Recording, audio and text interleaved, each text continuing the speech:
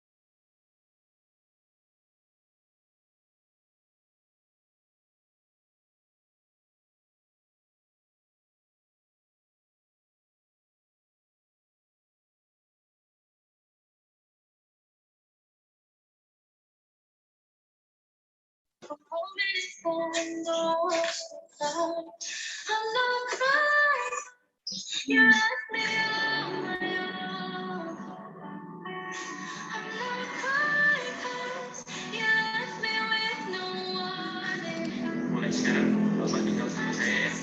Tiba-tiba murid waktu bawa minuman ke sekolah. Cek, apaan tuh? Minuman lah, sama Anda mata.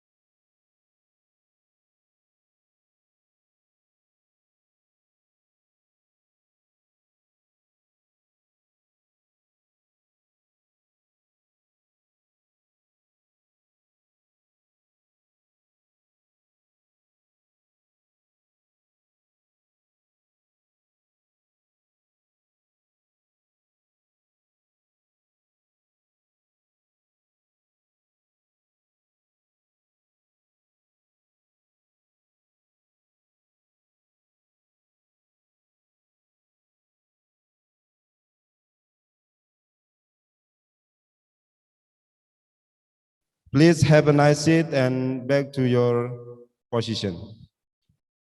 Selamat pagi, Bapak dan Ibu hadirin yang kami hormati. Acara akan segera dimulai. Dimohon kepada seluruh hadirin untuk menempati tempat duduk Please yang have a telah nice seat disediakan. and back to your position. Selamat pagi, Bapak dan Ibu hadirin yang kami hormati. Acara akan segera For your information dimulai. that we need to Dimohon convey kepada that seluruh the hadirin event untuk has menempati complied tempat duduk with yang the telah health disediakan. protocol. So by the local government and provide Selamat pagi, genos test Bapak dan and Ibu to hadirin all yang kami attendant hormati. and to Acara all akan participants. segera For your dimulai. information that we need to Dimohon convey kepada that seluruh the hadirin event has untuk menempati complied tempat duduk with yang the telah health disediakan. protocol. Bapak So Ibu yang by kami the hormati, local perlu government diinformasikan and acara provide hari ini telah genos mengikuti test protokol kesehatan and to dan sesuai all dengan attendant peraturan and pemerintah to all dari participants. For your Provinsi information Nusa that Tenggara we Barat need dengan to tes convey genos yang dilakukan kepada seluruh partisipan dan panitia offline serta tamu undangan. Bismillahirrahmanirrahim. Assalamualaikum warahmatullahi wabarakatuh. Greeting to all of us. Excellency, Director of Islamic State University of Mataram, Profesor Dr. Haji Mutawalli MAG, Yang terhormat Rektor Universitas Islam Negeri Mataram, Profesor Dr. Haji Mutawalli MAG. Excellency, Dean of Faculty of Islamic Economics and Business UIN Mataram, Dr. Haji Ahmad Amir Aziz MAG. Yang kami hormati Dekan Fakultas Ekonomi dan Bisnis Islam UIN Mataram, Dr. Haji Ahmad Amir Aziz MAG. Before we proceed the program today, we would like to express our sincerely gratitude to Excellency, keynote speaker from around the world, Professor Kosuke Mizono from Kyoto University, Japan, Professor Abdurrahim bin Abdurrahman, University Islam Science Malaysia, Dr. Sudir Rana, Gulf Medical University, Uni Emirat Arab, Dr. Suhalia Parvin from Aligarh Muslim University, India. This is the last but not least, Dr. Pongki Ariwijaya from Islamic State University of Mataram, Indonesia. The honorable lecturers and staff of Faculty of Islamic Economic and Business UIN Mataram, and all distinguished guest delegate, ladies and gentlemen.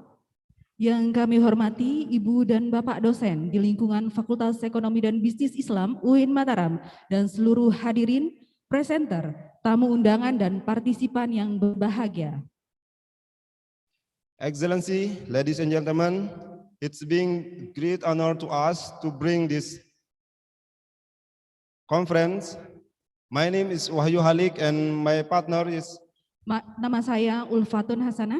to be standing here and welcome each other of you and of this wonderful morning on Wednesday, 7th July 2021 on our second international conference on finance, business and banking presented by Faculty of Economic, Islamic and Business. Ladies and gentlemen, before we start, let's open conference together by saying Basmalah. Bismillahirrahmanirrahim. First of all, let's say thanks to Allah Subhanahu wa Ta'ala who has given us guidance, happiness, healthy, and mercy so we can attend and participate this conference without any obstacle.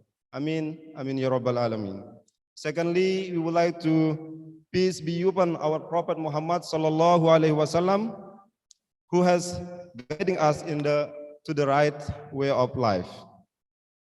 Bapak Ibu hadirin yang kami hormati, marilah kita panjatkan puja dan puji syukur atas kehadirat Allah Subhanahu wa Ta'ala, atas segala rizki, hidayah, kebahagiaan, kesehatan, dan rahmat kepada kita semua, sehingga kita dapat berhadir dan berpartisipasi dalam acara ini tanpa ada hambatan satu apapun. Dan semoga sholawat serta salam selalu tercurahkan kepada Nabi Muhammad SAW. Excellency, ladies and gentlemen, we will begin our conference by showing our video profile of ICFBB. And it will be continued by reading the Quran, which will be delivered by Ms. Safa Maitara. Kami akan memulai konferensi dengan menunjukkan video profil tentang ICFBB tahun 2019 lalu dan dilanjutkan dengan pembacaan kitab suci Al-Quran yang akan dilantunkan oleh salah satu mahasiswi kebanggaan FEBI UIN Mataram, Saudari Safa Maitara. Kepada beliau kami persilakan.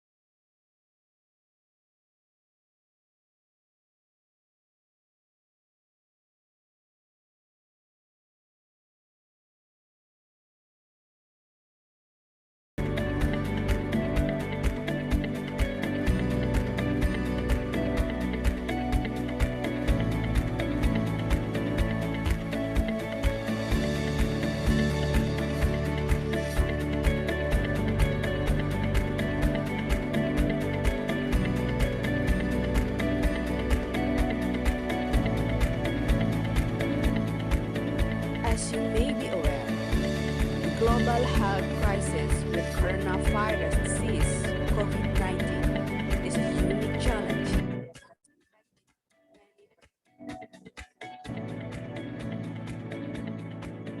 As you may be aware, the global health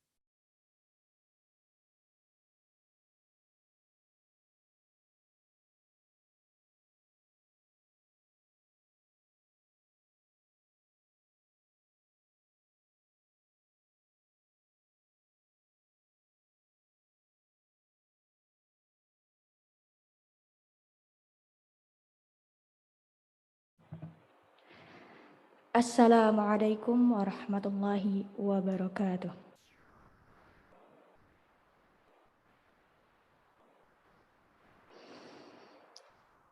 A'udzu billahi minasy syaithanir rajim.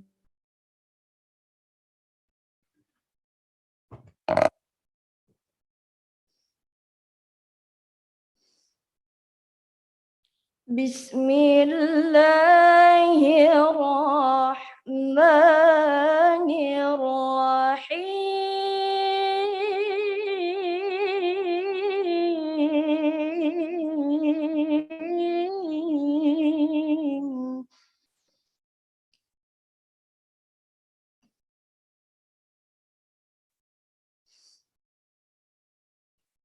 Ya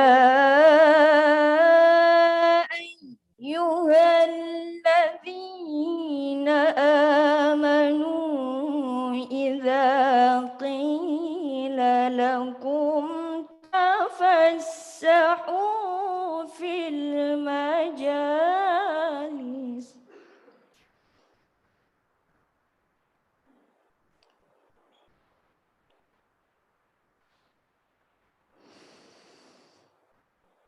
إذا قيل لكم تفسحوا في المجالس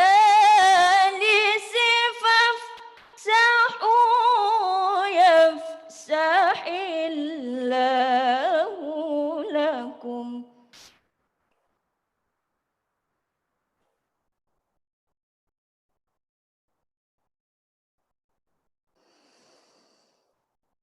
يا أيها الذين آمنوا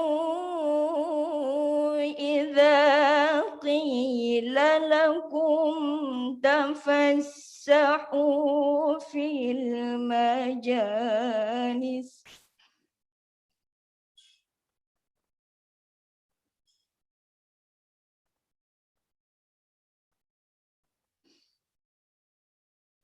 إذا قيل لكم تفسحوا في المجالس فافسحوا يفسح الله لكم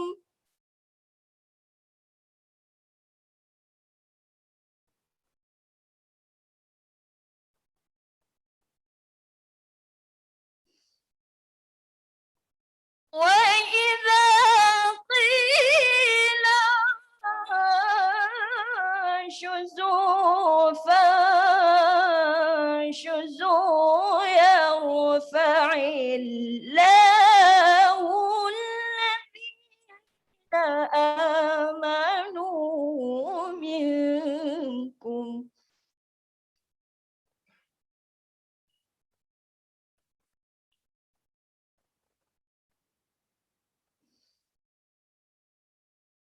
يرفع الله الذين آمنوا منكم والذين أوتوا العلم درجات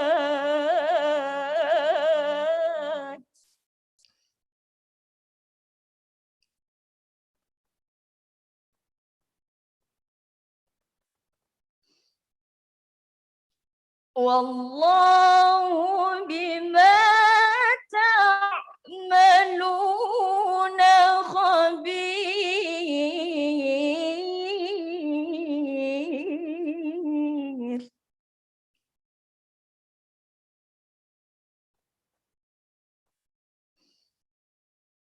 والله بما تعملون خبير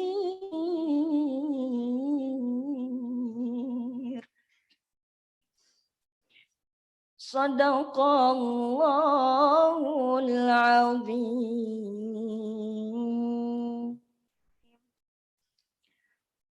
ثم السلام عليكم ورحمة الله وبركاته.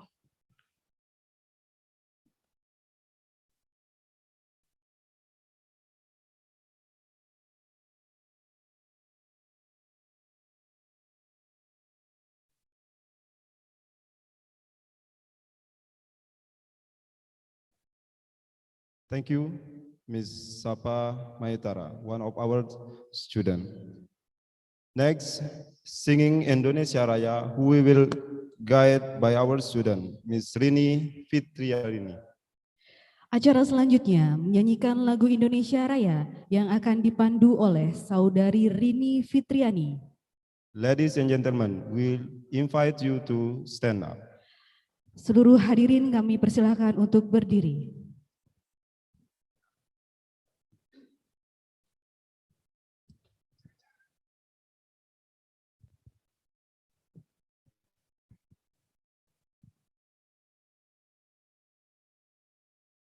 Diri.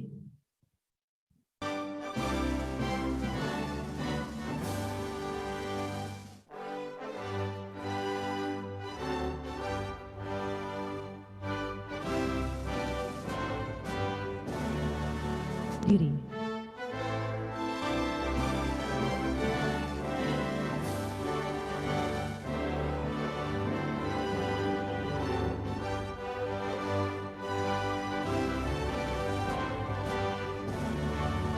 Diri.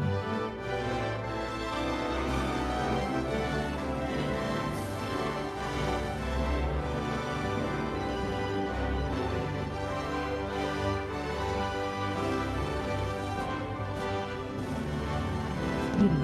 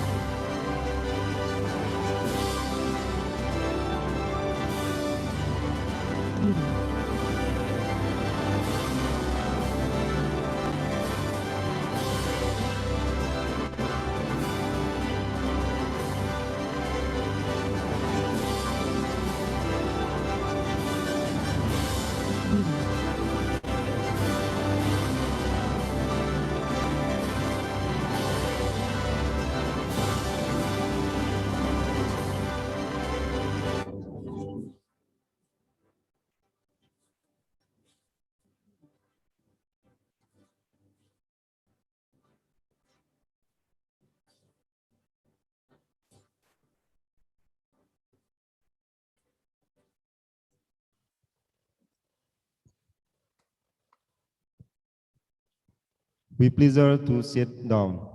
Seluruh hadirin kami persilakan untuk duduk kembali.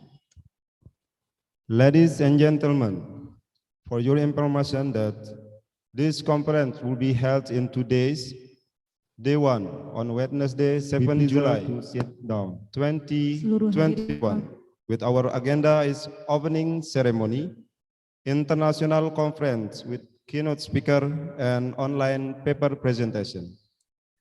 Day 2 on Thursday, 8 July 2021 with agenda offline and online paper presentation and closing announcement from the best paper. Bapak Ibu hadirin yang kami hormati, pada kesempatan yang baik ini izinkan kami menyampaikan susunan acara konferensi sebagai berikut. Konferensi ini dibagi menjadi 2 hari. Hari pertama, Rabu, tanggal 7 Juli 2021. Agendanya adalah acara pembukaan, konferensi internasional dengan keynote speaker, dan presentasi paper online. Hari kedua, Kamis, tanggal 8 Juli tahun 2021 adalah presentasi paper offline dan penutupan. Pengumuman closing announcement of the best paper. Without further ado, we would like to invite to the podium to deliver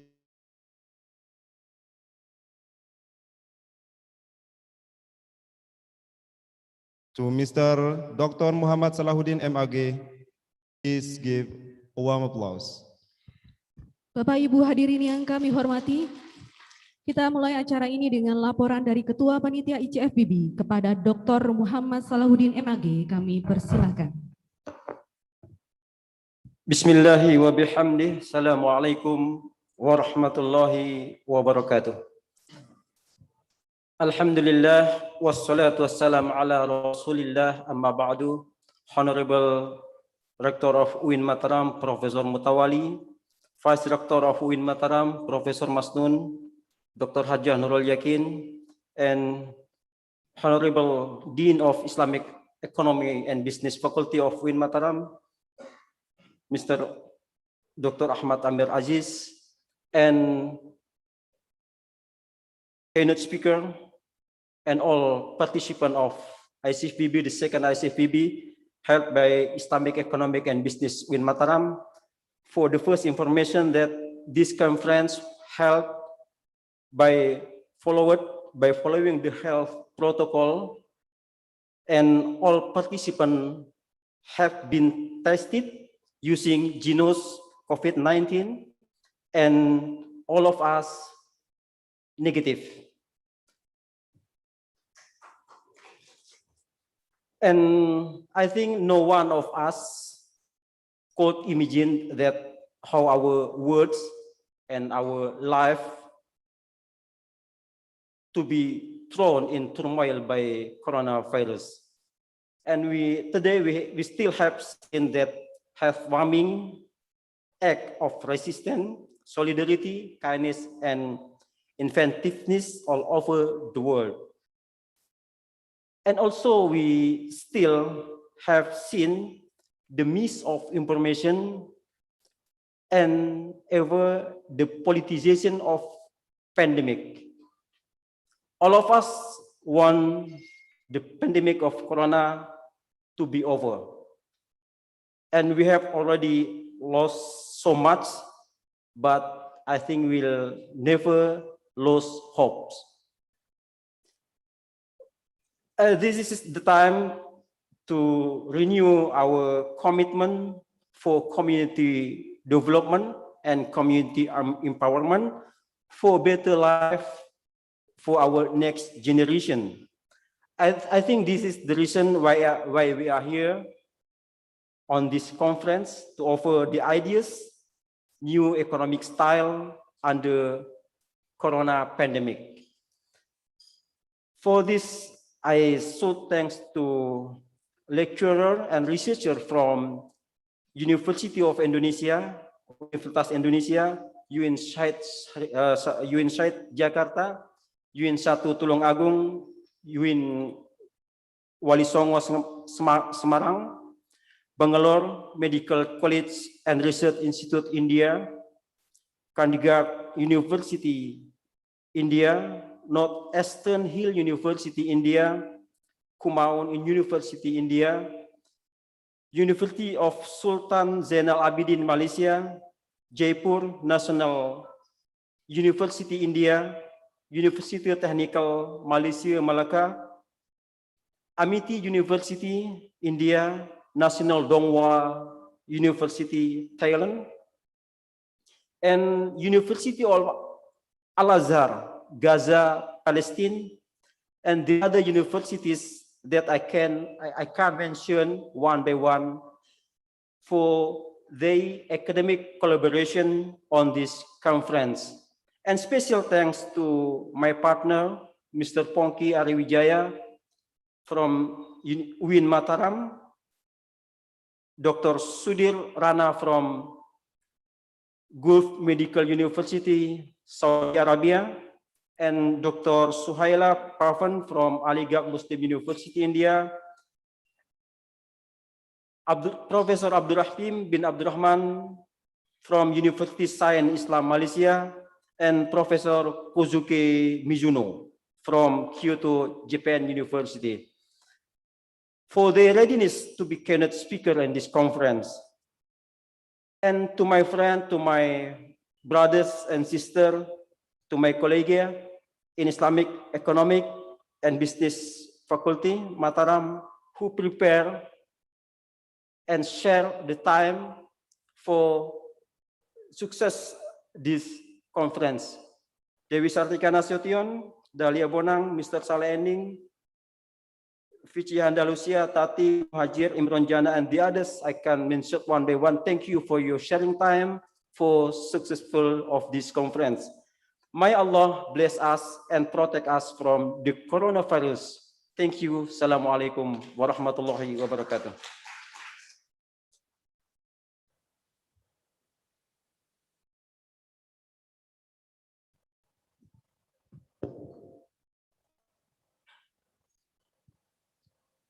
Thank you very much for Mr. Dr. Muhammad Salahuddin, MAG, for the speech. Welcoming speech from our Dean, Faculty of Islamic Economic and Banking, Dr. Haji Ahmad Amir Aziz, MAG. Time is yours. Acara selanjutnya sambutan oleh Dekan Fakultas Ekonomi dan Bisnis Islam UIN Mataram kepada Bapak Dr. Haji Ahmad Amir Aziz, MAG. Kami persilahkan.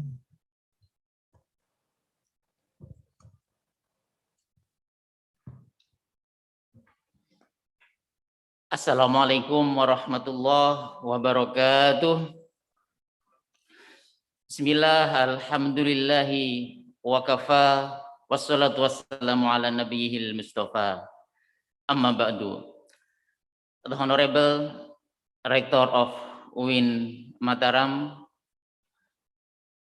the Vice Rector, Profesor Dr. Haji Masnun Tahir, Dr. Hajah Nurul Yakin, Bapak Kepala Biro, all of Dean Faculties, and all presenter and participant. Your Excellency cannot speech, Professor Kosuke, Professor Dr. Abdul Rahim, Dr. Sudirana, Dr. Suhailia, and Dr. Pongki Ariwijaya. Praise be to Allah Subhanahu wa Ta'ala. Alhamdulillah, this morning we are in good health, able to carry out activities as usual, free from all disease, including COVID, which worries many people. Allow me to say a few things. The Faculty of Islamic Economic and Business is one of the faculties within the UIN Mataram, which is ready to educate prospective graduates who are professional in their field. Born in 2017, our faculty currently has 3 programs, namely Sharia Economic, Sharia Banking, and Sharia Tourism.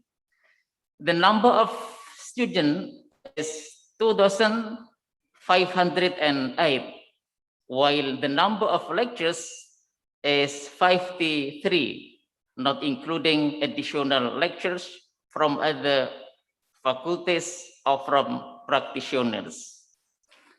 The minister's program to advocate higher education has shown results, as can be seen from the development of research centers and leading research group in various universities in Indonesia.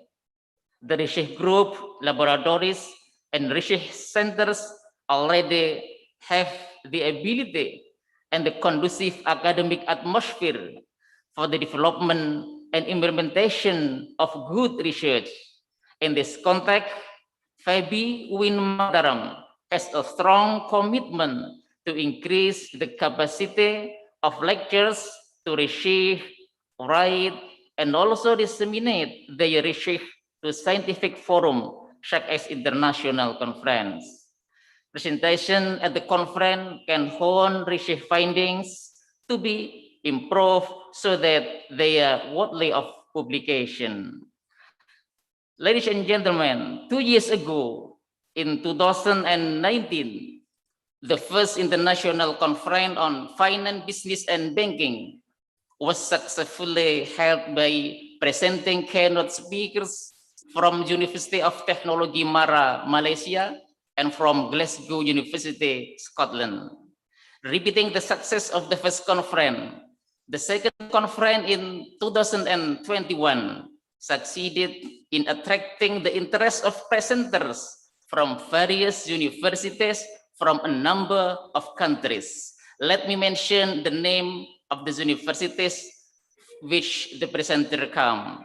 From India, Kandikas University, Jain University, Guru Nanak Dev University, Amite International Business School, HNB Gadwal University, Northeastern Hill University, Bangalore Medical College and Research Institute, Kauman University, Jaipur National University, LBS National Academy of Administration, IBS Engineering College, and Chris University. The total is 12 universities from India. Give applause. From Malaysia, University Putra Malaysia, University Teknologi Mara, University of Sultan Zainal Abidin, and University Technical Malaysia, Malacca. In total, there are 4 universities from Malaysia. From Taiwan, there is one university, namely National Donghua University. And from Palestine, there is also one university, Al-Azhar University, Gaza, Palestina. Applause for both. The presenter from Indonesia come from 21 universities in the western, central, and eastern part of the country. From Sumatra, there are people from Universitas Bengkulu, Universitas Muhammadiyah Sumatera Utara, and UIN Sultan Toha Saifuddin Jambi. From Java, there are presenters from leading universities, Universitas Indonesia, UIN Syarif Hidayatullah Jakarta, Universitas Gunadarma, UIN Sultan Said Ali Rahmatullah Tulungagung, Universitas Muhammadiyah Malang, IAIN Pekalongan, IAIN Kudus, Stesia Surabaya, STIE Cirebon, and STIE YPII Rembang. From Sulawesi, many papers have been submitted from Universitas Hasanuddin, UIN Alauddin Makassar, Universitas Negeri Gorontalo, Universitas Manado, and IAIN Sultan Amai Gorontalo. From Kalimantan, there is one, that is IAIN Palangkaraya. From West Nusa Tenggara, there is from UIN Mataram, and several adjacent campuses. There was also the Wira Wacana Christian University from Sumba, East Nusa Tenggara. Ladies and gentlemen, we don't want to stop here just at the conference. We have prepared a new journal called ISOS, International Journal of Islamic and Social Sciences. ISOS is an open access, peer review, and referred journal published by the Faculty of Islamic Economic and Business UIN Mataram. The main objective of the journal is to provide an intellectual platform for the international scholar and to promote interdisciplinary studies in Islamic and social sciences. This online journal published 3 times a year. Volume 1, Issue 1 has just been published. The papers are from ICFBB 1. You can check on the website, our website at www.isos.uinmataram.ac.id/index.php/isos. As for issue 2 and 3, we will be taken from the paper will be presented in 2 days of this conference. The journal published research paper in the field of Islamic studies, economic and business, banking and finance, management, Sharia economic, accounting, tourism and hospitality, entrepreneurship development, international relation, law, development studies, journalism and mass communication, corporate governance, cultural studies, psychology and education, philosophy, sociology, women's studies, and social welfare. We believe that the integration of science between the religious science and the social science and humanities will still be seen as important. The establishment of this journal is supported by professor at UIN Mataram, as well as professor from our partner universities in Indonesia, Malaysia, India, United Kingdom, and will follow, inshallah, from USA and Australia. All presenter and participants, we really hope this conference can strengthen international collaboration among us. We are not recommended to write a paper by ourselves. Writing together with cognate scientific colleagues from other universities, especially from different countries, is highly recommended. The last but not least, for all presenters, we are waiting for the full paper. Make sure your writing is in accordance with the ISOS template. Publication in this journal is free of charge for those who have presented in this conference, but there will still be a process. They must be reviewed and checked for plagiarism. Enjoy this conference, have a good presentation, and prepare quality publication. To all committee members, I would like to express my deepest gratitude for your hard work. You are the best team. As like mentioned Professor Masnun, you are not super team, you are not Superman, but you are a super team.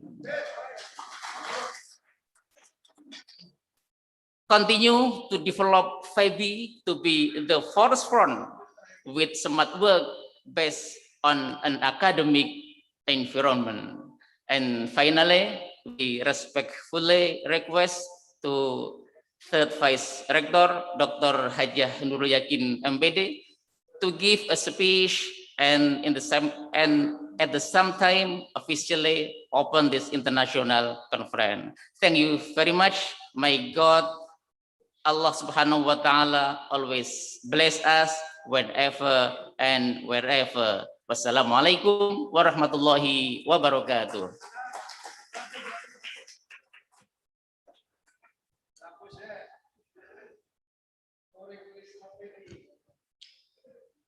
Thank you very much for Mr. Ahmad Amir Aziz MAG for the speech. It is now deep pleasure to introduce Director of Islamic State University of Mataram, His Excellency Mr. Professor Dr. Haji Mutawalli MAG, which is will be represented by Vice Rector 3 to deliver his welcome speech and open the conference. Ladies and gentlemen, we invite the Vice Rector 3, Dr. Hajah Nurul Yakin, MPD. Acara selanjutnya adalah sambutan sekaligus pembukaan oleh Wakil Rektor 3, Dr. Hajah Nurul Yakin MPD. Kepada beliau kami persilahkan.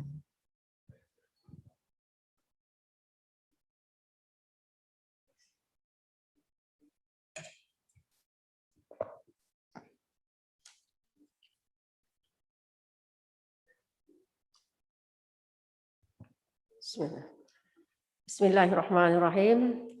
Assalamualaikum warahmatullahi wabarakatuh. Alhamdulillahirabbil alamin wassalatu wassalamu ala asrafil anbiya'i wal mursalin wa ala alihi wa sahbihi ajmain, amma ba'du.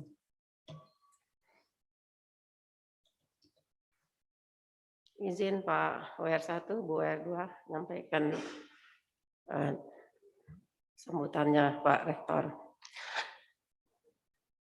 The honorable speakers from Kyoto University, Japan, Muslim Agad University, India, Gulf Medical University, Saudi Arabia, USIM, Malaysia, and this specialist from Indonesia, Dr. Fongki, and officer of UIN Mataram, the deans of FEBI UIN Mataram, the dean of FEBI around Lombok, the lectures of FEBI UIN Mataram and around Lombok, the student of FEBI UIN Mataram, and the participant of seminar It Heavens.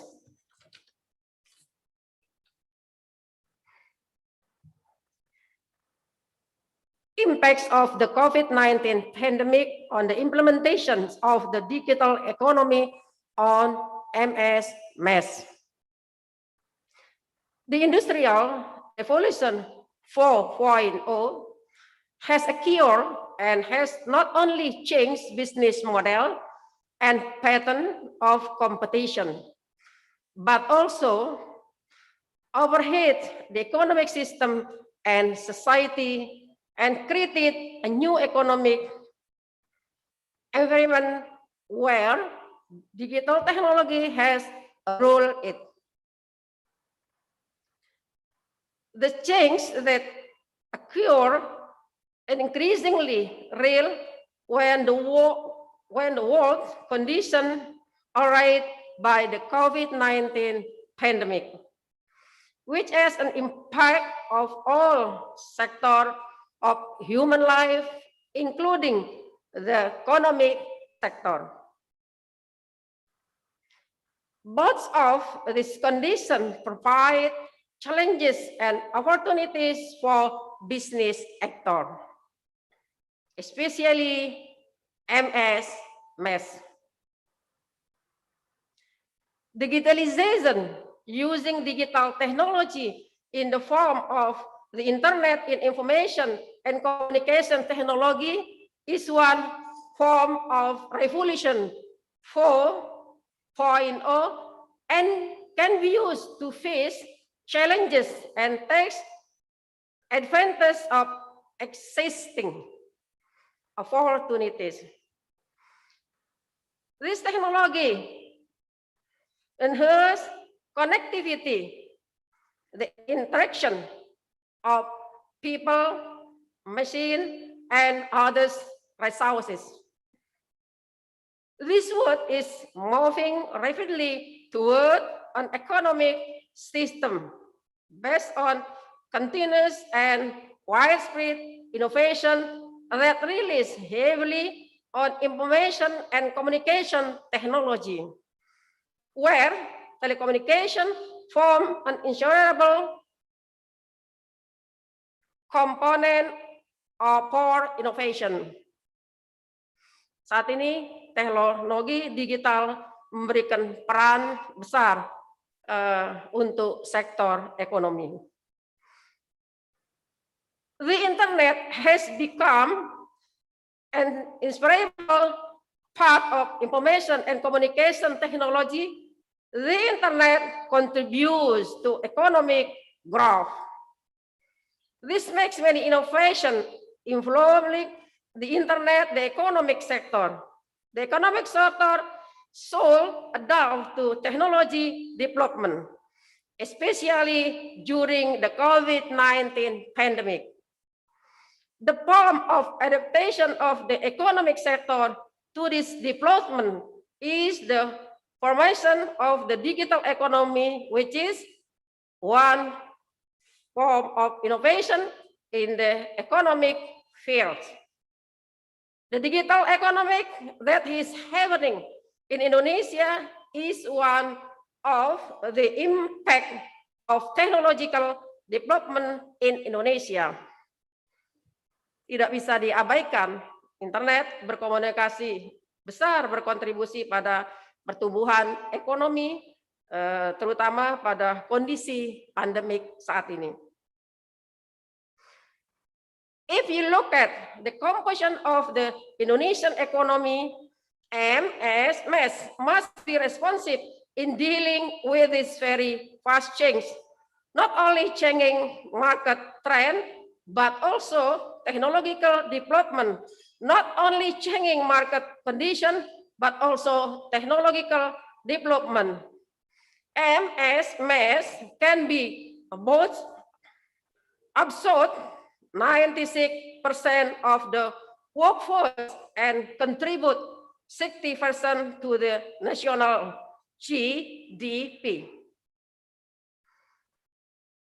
This, of course, makes digital transformation in the MSME business must and is increasingly important and deserve attention.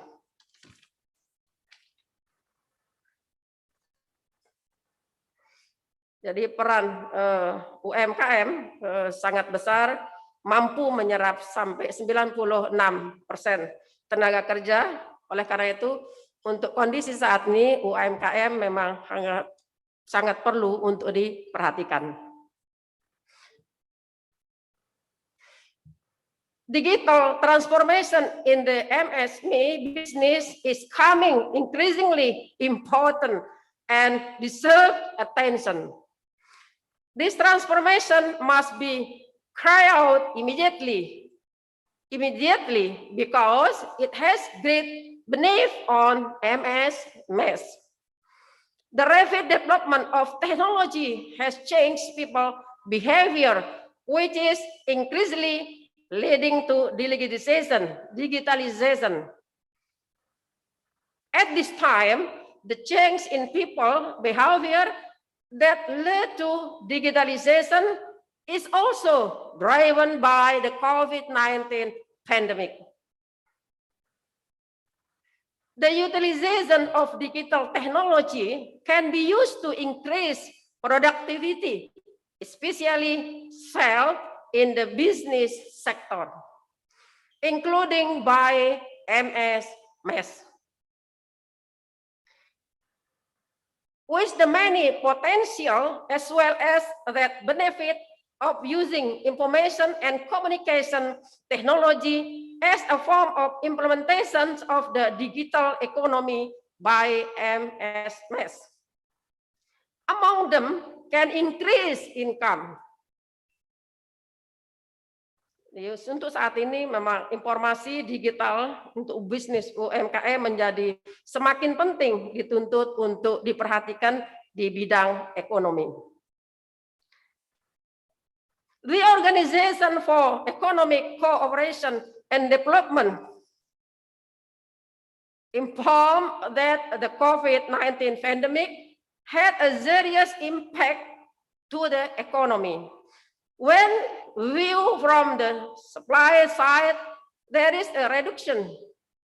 There is the reduction in the supply of raw material and labor by the company. From demand side, the worst decline in the demand for goods which was influenced by effort to reduce consumption by the public. When viewed from the business world, MSMEs are one of the sector that feel the direct impacts of the COVID-19 pandemic. Jadi UMKM merupakan salah satu sektor yang dirasakan dampak langsung yang luar biasa dalam kondisi pandemik saat ini. Based on this explanation, a question arises, with the many potential as well as the benefit of using information and communication technology as a form of implementation of the digital economy by SMS.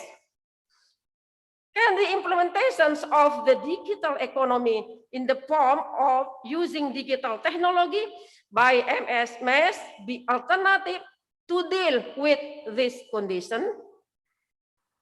For this reason, the second international conference of finance, business, and banking, FEBI UIN Mataram, we are trying to find solution to the economic problem we are facing together during the COVID-19 pandemic. May Allah subhanahu wa ta'ala, the Almighty God, always provide health, strength, goodness, and help for all of us to avoid the outbreak of the COVID-19 pandemic. Amen.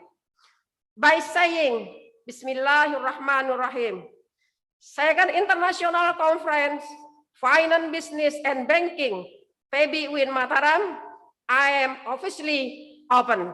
Thank you. Wallahul muwaffiq ila aqwamit thoriq. Assalamualaikum warahmatullahi wabarakatuh.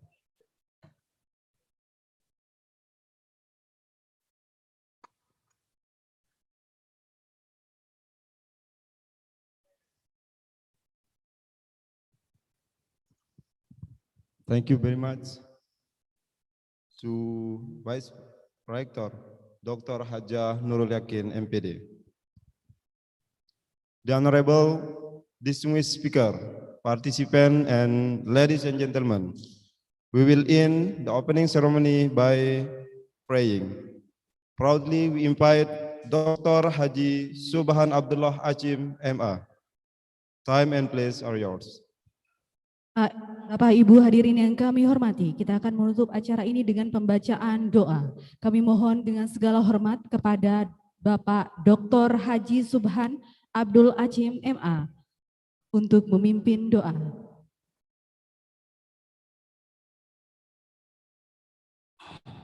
Assalamualaikum warahmatullahi wabarakatuh.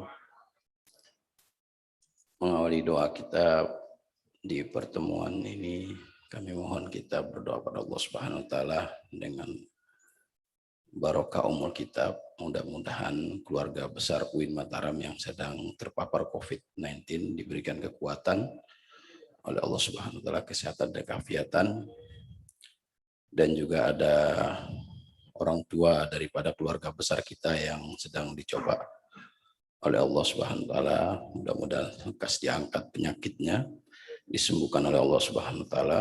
Terutama tadi ada informasi bapak mertuanya Pak WR1 masih dirawat di rumah sakit, ibu mertuanya sudah di rumah, begitu juga bapak kandungnya ibu WR2 sudah di rumah, dan bapak-bapak ibu kita yang masih hidup mudah-mudahan dipanjangkan umur oleh Allah Subhanahu wa taala, dilindungi dari segala musibah. Al-hadin min sholih. Al-Fatihah.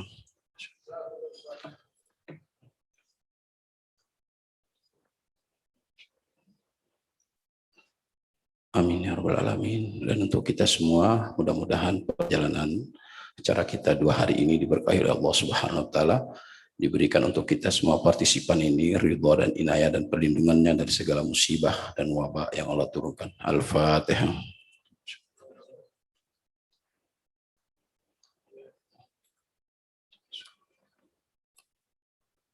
Amin amin ya rabbal alamin. Bismillahirrahmanirrahim. Alhamdulillahirabbil alamin. Hamdan syakirin, hamdan na'imin, hamdan yuwafi ni'amahu yukafi mazidah. Ya Allah ya Rabbana lakal hamdu kama yanbaghi li jalali wajhikal karim wa li 'azimi sultanik. Allahumma shalli wa sallim wa barik ala 'abdika wa rasulika Muhammadin wa ala alihi wa ashabihi ajma'in. ربنا أوزئنا أن نشكر نعمتك التي أنعمت علينا وعلى والدينا وأن نعمل صالحا ترضاه وأدخلنا برحمتك في عبادك الصالحين. اللهم أعنا على ذكرك وشكرك وحسن عبادك. ربنا تقبل منا إنك أنت السميع العليم وتب علينا يا الله إنك أنت التواب الرحيم. ربنا اغفر لنا ولوالدينا وارحمهما كما ربيانا صغارا. اللهم إنا نسألك رضاك والجنة ونعوذ بك من سخطك والنار. اللهم اجعل جمعنا هذا جمعا مرحوما وتفرقنا بعد هذا تفرقا حسنا معصوما. ربنا آت نفوسنا تقواها وزكها أنت خير من زكاها. اللهم ادفع عنا البلاء والوباء خصوصا وبقرنا يا الله والزلازل والمحن والفتن ما ظهر منه ما بطن في بلادنا إندونيسيا خاصة وفي بلاد المسلمين عامة برحمتك يا حي يا قيوم.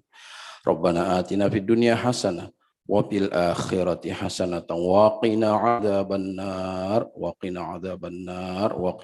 النار وأدخلنا الجنة مع الأبرار يا عزيز يا غفار يا رب العالمين. وصلى الله على حبيبنا وسيدنا محمد وعلى آله وصحبه وسلم بفضل سبحان ربك رب العزة عما يصفون وسلام على المرسلين والحمد لله رب العالمين. الفاتحة. Assalamualaikum warahmatullahi wabarakatuh.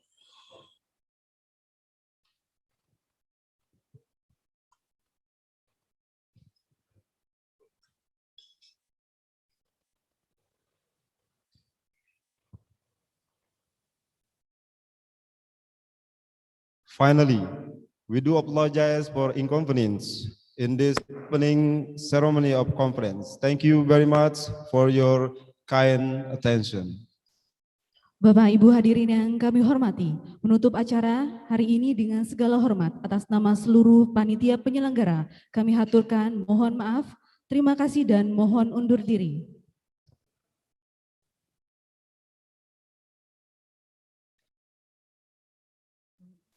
Wassalamualaikum warahmatullahi wabarakatuh.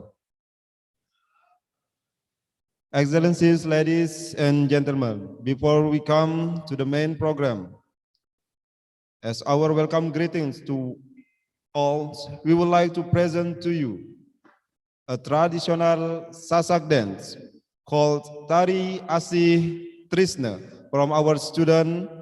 This dance, Tari Asih Trisna, symbolizes our dedication to welcoming the great guests as a way to show our hospitality and respect.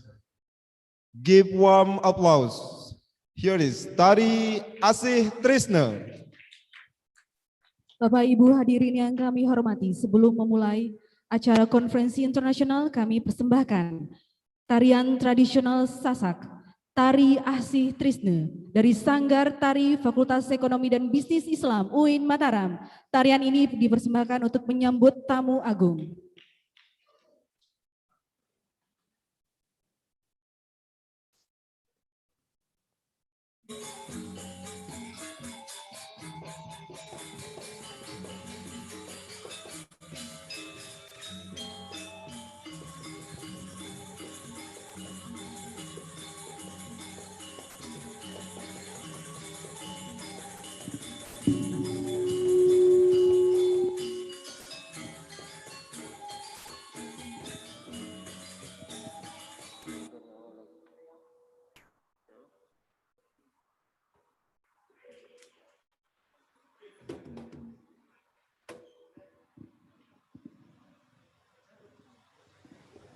Cik.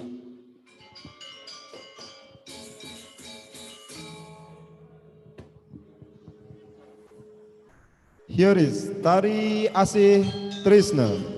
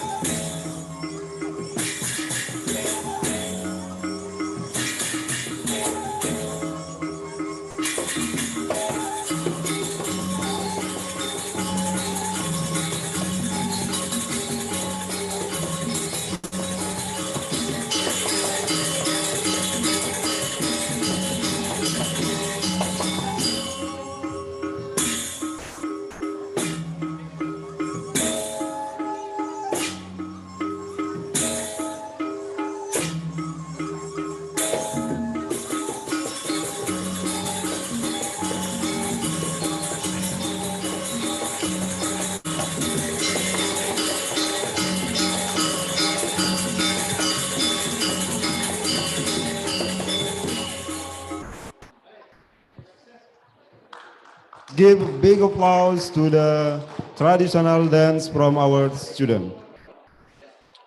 Ladies and gentlemen, before we come to the main agenda, we would like to take a picture together with the participant, even it was on this place and also in online.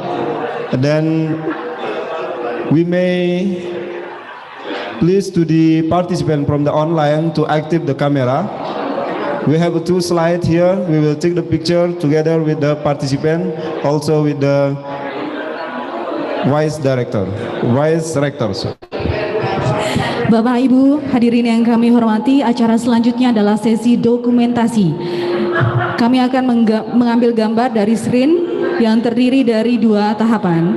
Dan kami mohon untuk para tamu undangan, Bapak Wakil Rektor 1, Ibu Wakil Rektor 2, Ibu Wakil Rektor 3, Bapak Dekan FEBI, Bapak Dekan FDIK, kemudian Bapak Ketua Panitia ICFBB untuk menempati posisi yang ada di depan dan tetap jaga jarak.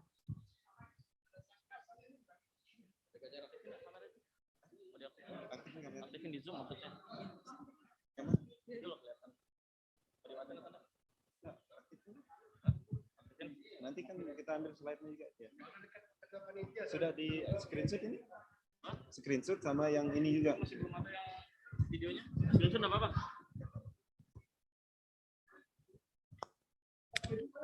Please for the online participant to active the camera. Kami memanggil Bapak Kabag Umum FEBI.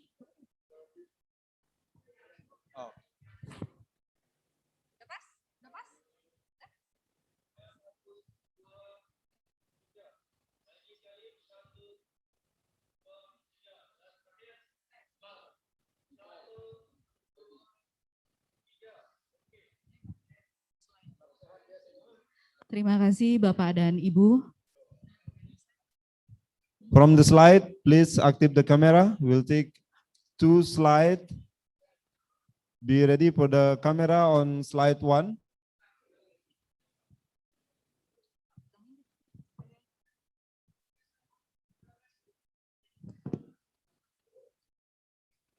Okay, we will take the picture.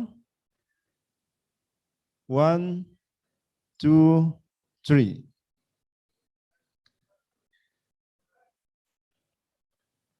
We move to the slide 2.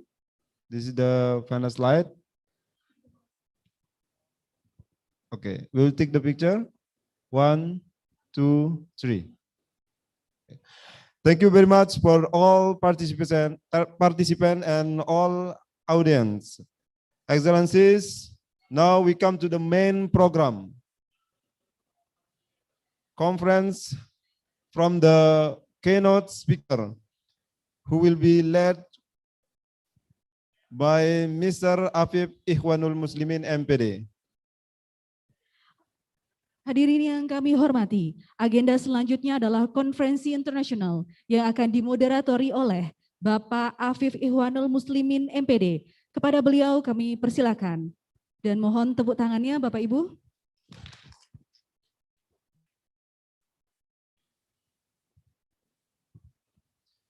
While the preparation for the conference will show the video of our conference, second international conference on finance, business, and banking. See.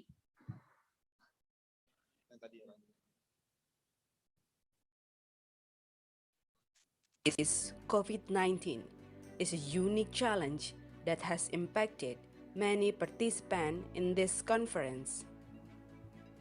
Governments around the world are now issuing restrictions on travel, gatherings, and meetings to limit and slow the spread of the virus.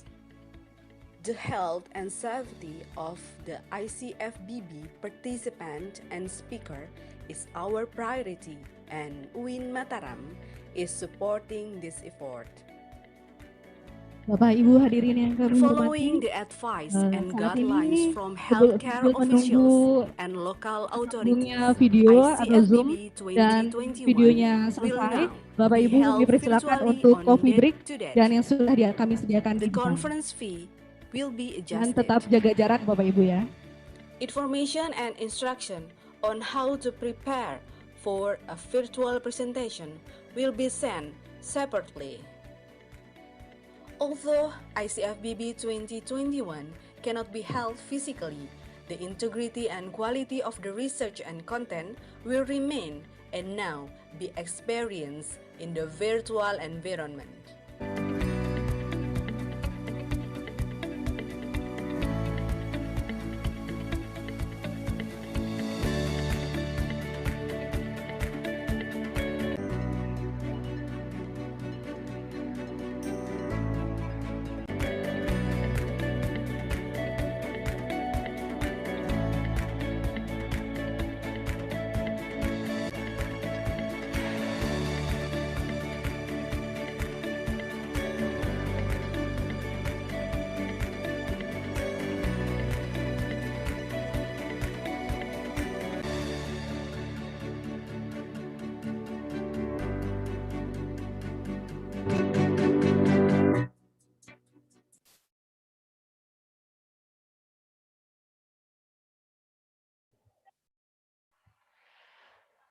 Assalamualaikum warahmatullahi wabarakatuh.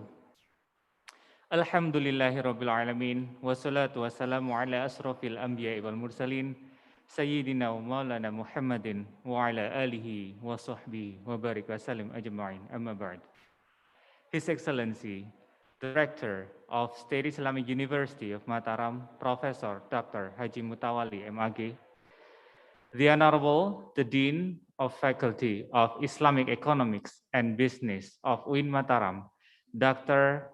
Ahmad Amir Aziz, MAG, the Honorable invited speakers from various countries, presenters, audiences, and all lecturers of UIN Mataram that enjoy this seminar. Introducing myself, my name is Afif Ikhwanul Muslimin. I would like to deliver my gratitude for giving me a chance to be a moderator for this panel sessions this morning. And I'm pleased to see you all here. And I would like to welcome to the second international conference held by the Faculty of Islamic Economic and Finance of UIN Mataram. This agenda is held under the theme, the economic revival during the pandemic COVID-19. Well, ladies and gentlemen, as we know that coronavirus has already spread to most of all the countries in the world. And it also influenced the world economy, as being reported by BBC News that the FTSE dropped about 14.3% in the early 2021, and its worst performance since 2008. Majority of countries are in recessions, travel still far from taking off, and the hospitality sector has shut that door out. The pandemic also increases the unemployment rate, creates challenges, improves stress, and many other impacts. Hence, this panel sessions is an open door for all of us to find a solution and discussions to make our world better. Well, ladies and gentlemen, I'm so happy to be here because we have experts in economics, business, and educations that may open our sights and also give an enlightenment so that we can make an improvement for the future. I would like to introduce the 5 speakers for these panel sessions. The first is Professor Kazuki Mizuno from Kyoto University, Japan. Second speaker is Professor Abdurrahim bin Abdurrahman from University Saint Islam Malaysia, UZIM, Malaysia. The third speaker is Dr. Sudirana from Gulf Medical University, UAE. Dr. Suhelia Parveen from Aligarh Muslim University, India, and one of our beloved lecturer here, Dr. Pongki Ariwijaya from State Islamic University of Mataram, Indonesia. Well, ladies and gentlemen, firstly, I'd like to greet the speakers first here because since I found that some invited speakers already joining this beautiful opening conference ceremony this morning. So I would like to greet Dr. Suhalia Parveen from India. Operator, would you please to have a spotlight for the speaker?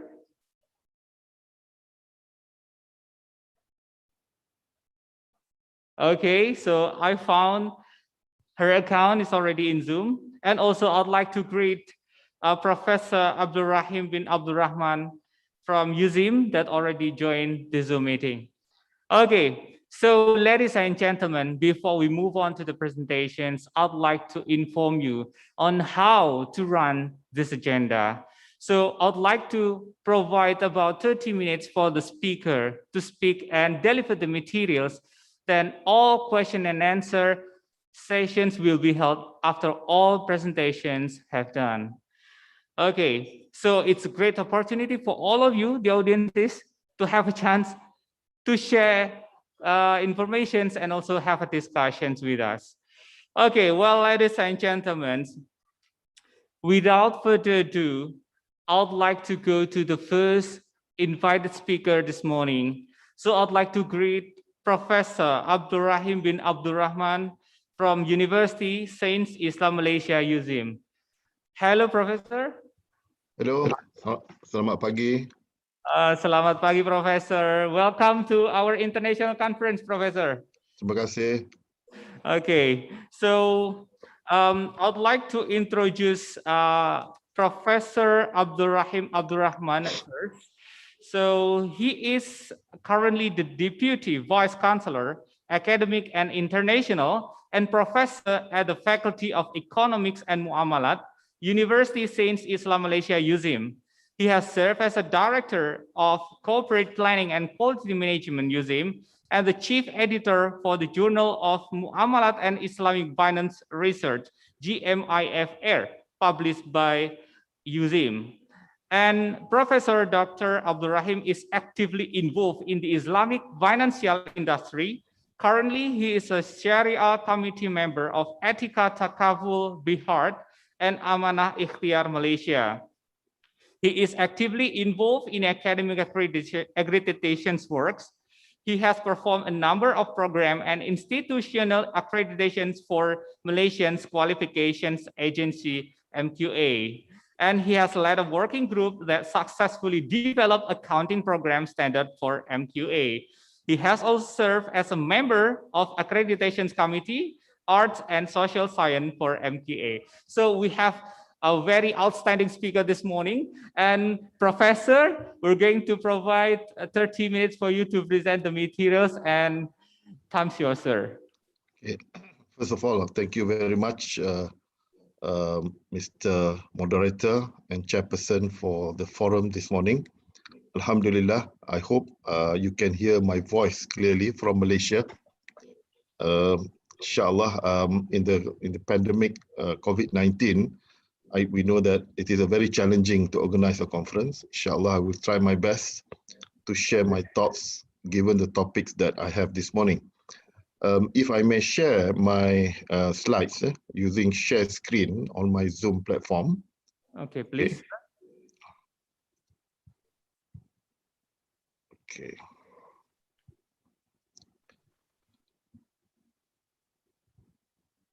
Okay.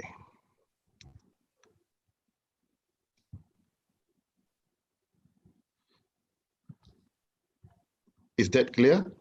It's very clear, sir, here. Okay, thank you very much.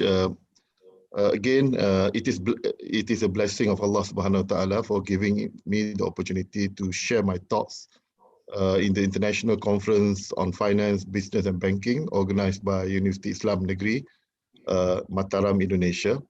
And the topic that I'll be sharing this morning is actually on Islamic finance, global challenges, financial crisis, and the Great Lockdown. The Great Lockdown here is referred to as the pandemic COVID-19 that we are facing today. And it is a term that has been used quite frequently for the last few weeks of the pandemic.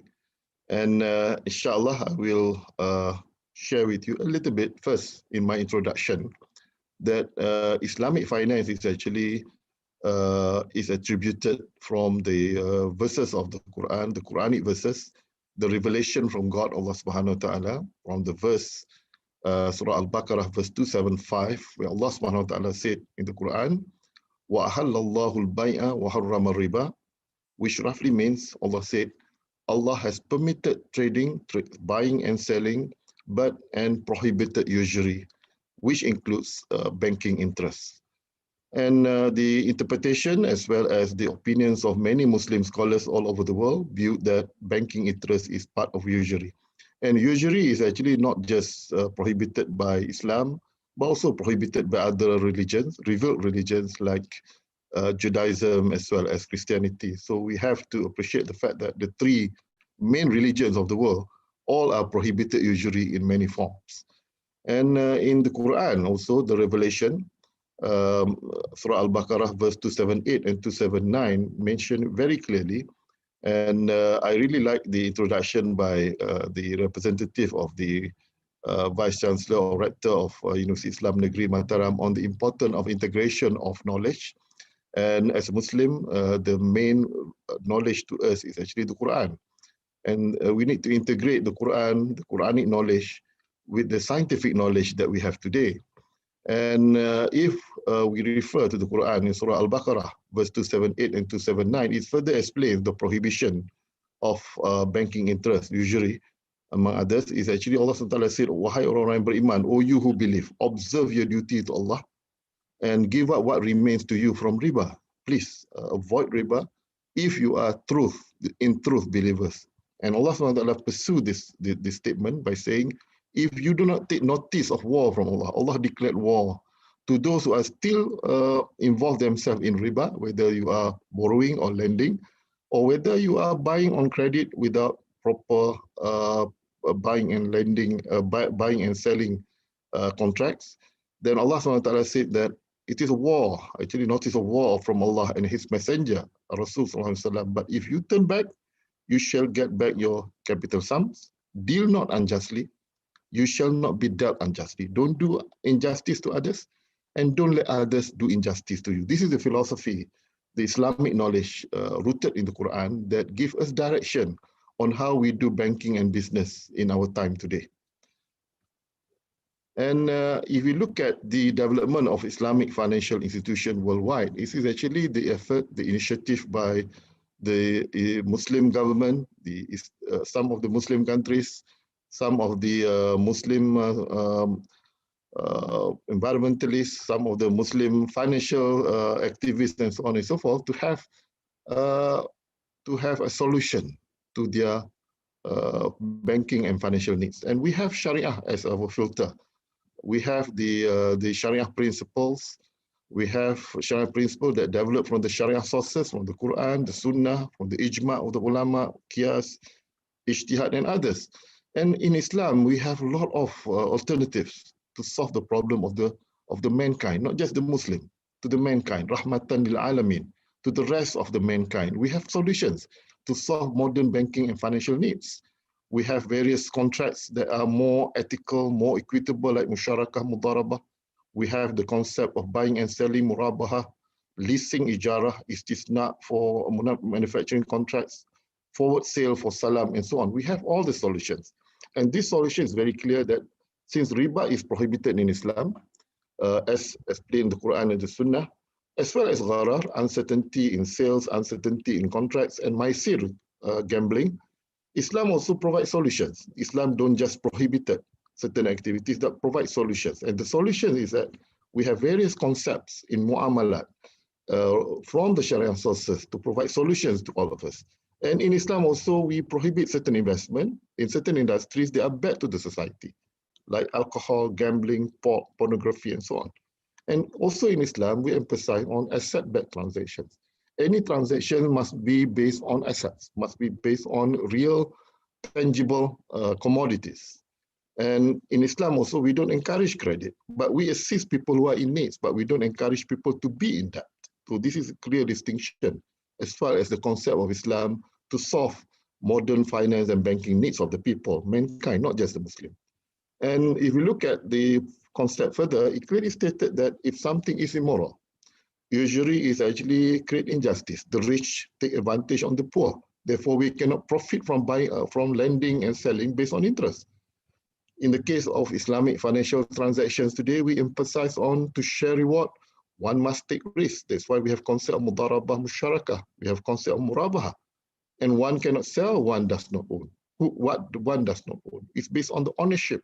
You want to sell something which is clear, tangible, and clear ownership. And Islam, Sharia principles, clearly stipulate what a buyer or seller can buy or sell and what price is to be paid. And these are some of the principles in Sharia that has been used in Islamic finance. And if you look at the solutions that we have tried to provide for the past so many years, at least in Malaysia, since 1983, we started with Islamic banking and finance in Malaysia, we actually try to address the conventional finance issues and problems. In the West, as well as in the East, conventional finance actually resulted us to be in indebtedness. Growing consumer indebtedness is actually a dilemma or problem today, up until today. From the time of the Prophet Muhammad until today, people are indebted, people who are poor and needy has been done injustice by the corporate world, by the business world. And business world and corporate world today is actually very much purely maximization of wealth with the ultimate goal. And there is always systemic conflict between the needs of the shareholders in the context of Islamic bank, for example, the needs of the depositors in the context of conventional bank. So in Islam, we provide solutions such as any lending activities must be based on asset or need-based approach. Profit seeking alone is not the sole business motive in Islam, though profit is halal, but profit seeking alone is not the business motive. Okay, investment channels must be towards ethical activities. We don't invest in certain investment which I mentioned earlier. And there must also be equitable distribution of risk and reward. The profit sharing concepts that we promote in Islamic finance has been in practice now after more than 1400 years after the Prophet. We are still practicing what, among others, Prophet has suggested or practiced. And if you look at the crisis that we are in today, today is another crisis. COVID-19 is another crisis.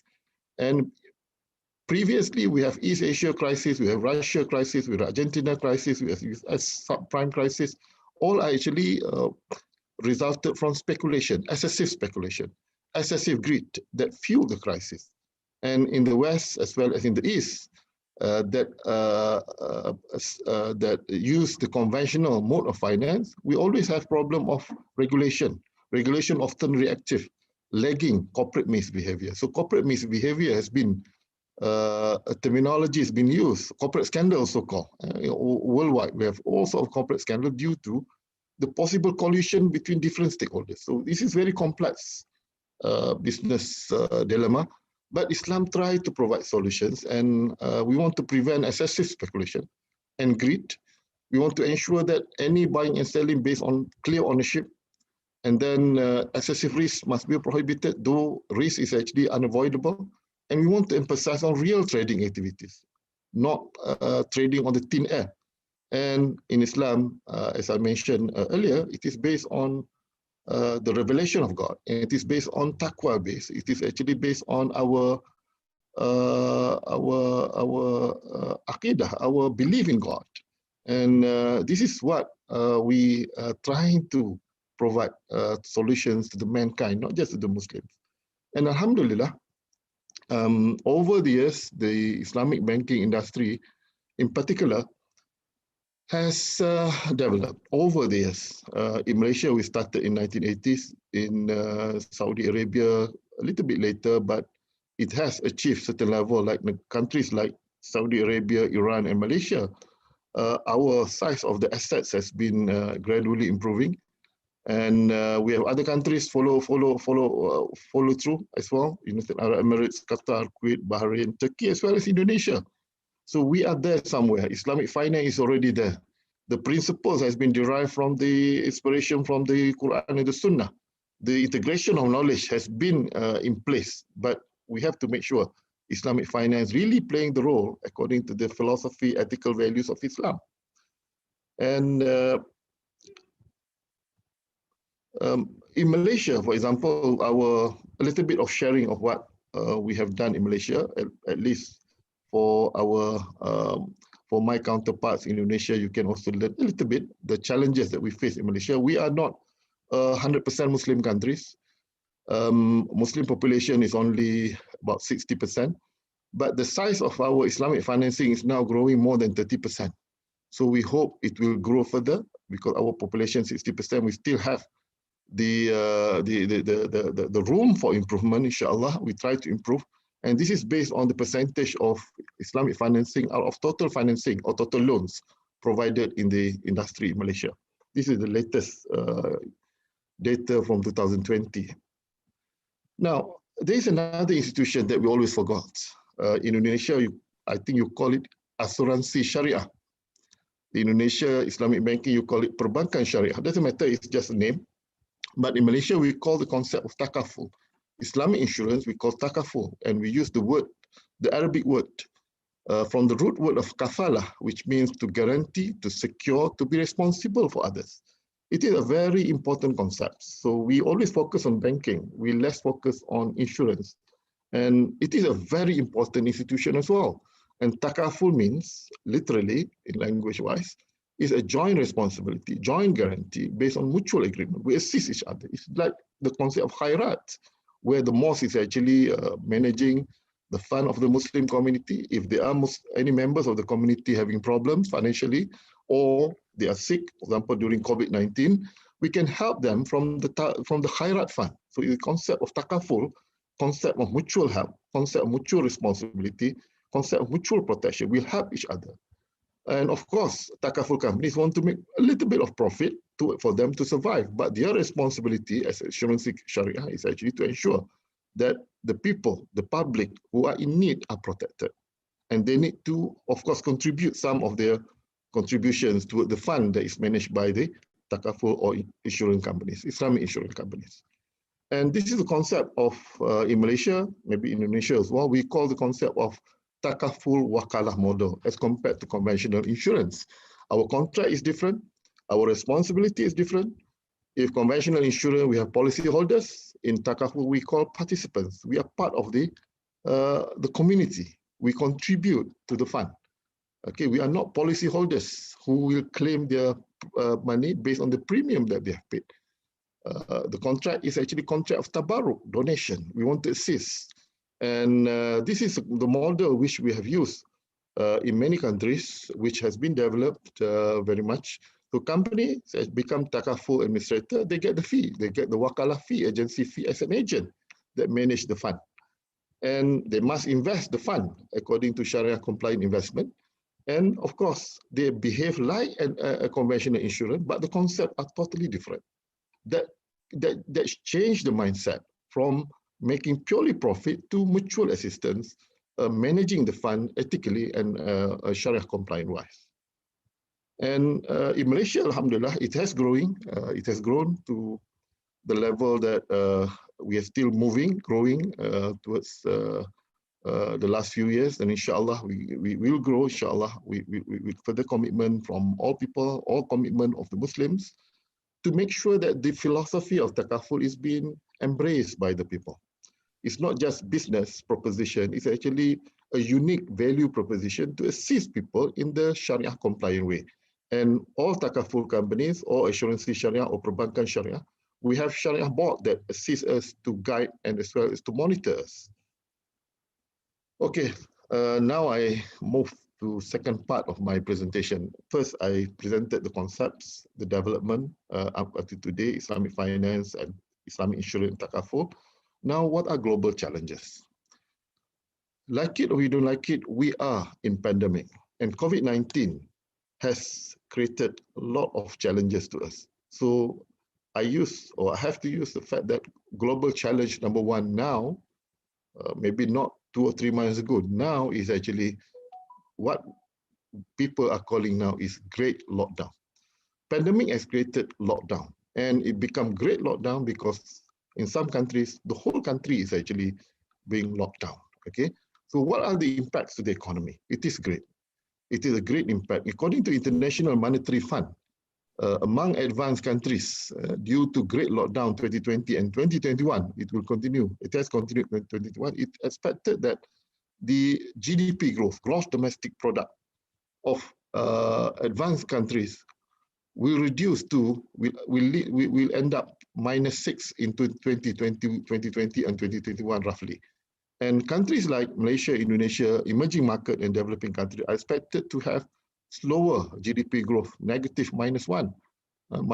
And compared to financial crisis 2009 due to mortgage crisis in the US, the impact was actually expected to be worse during this great lockdown and during the pandemic. So what will be initiative? What will be the solutions coming from Islam?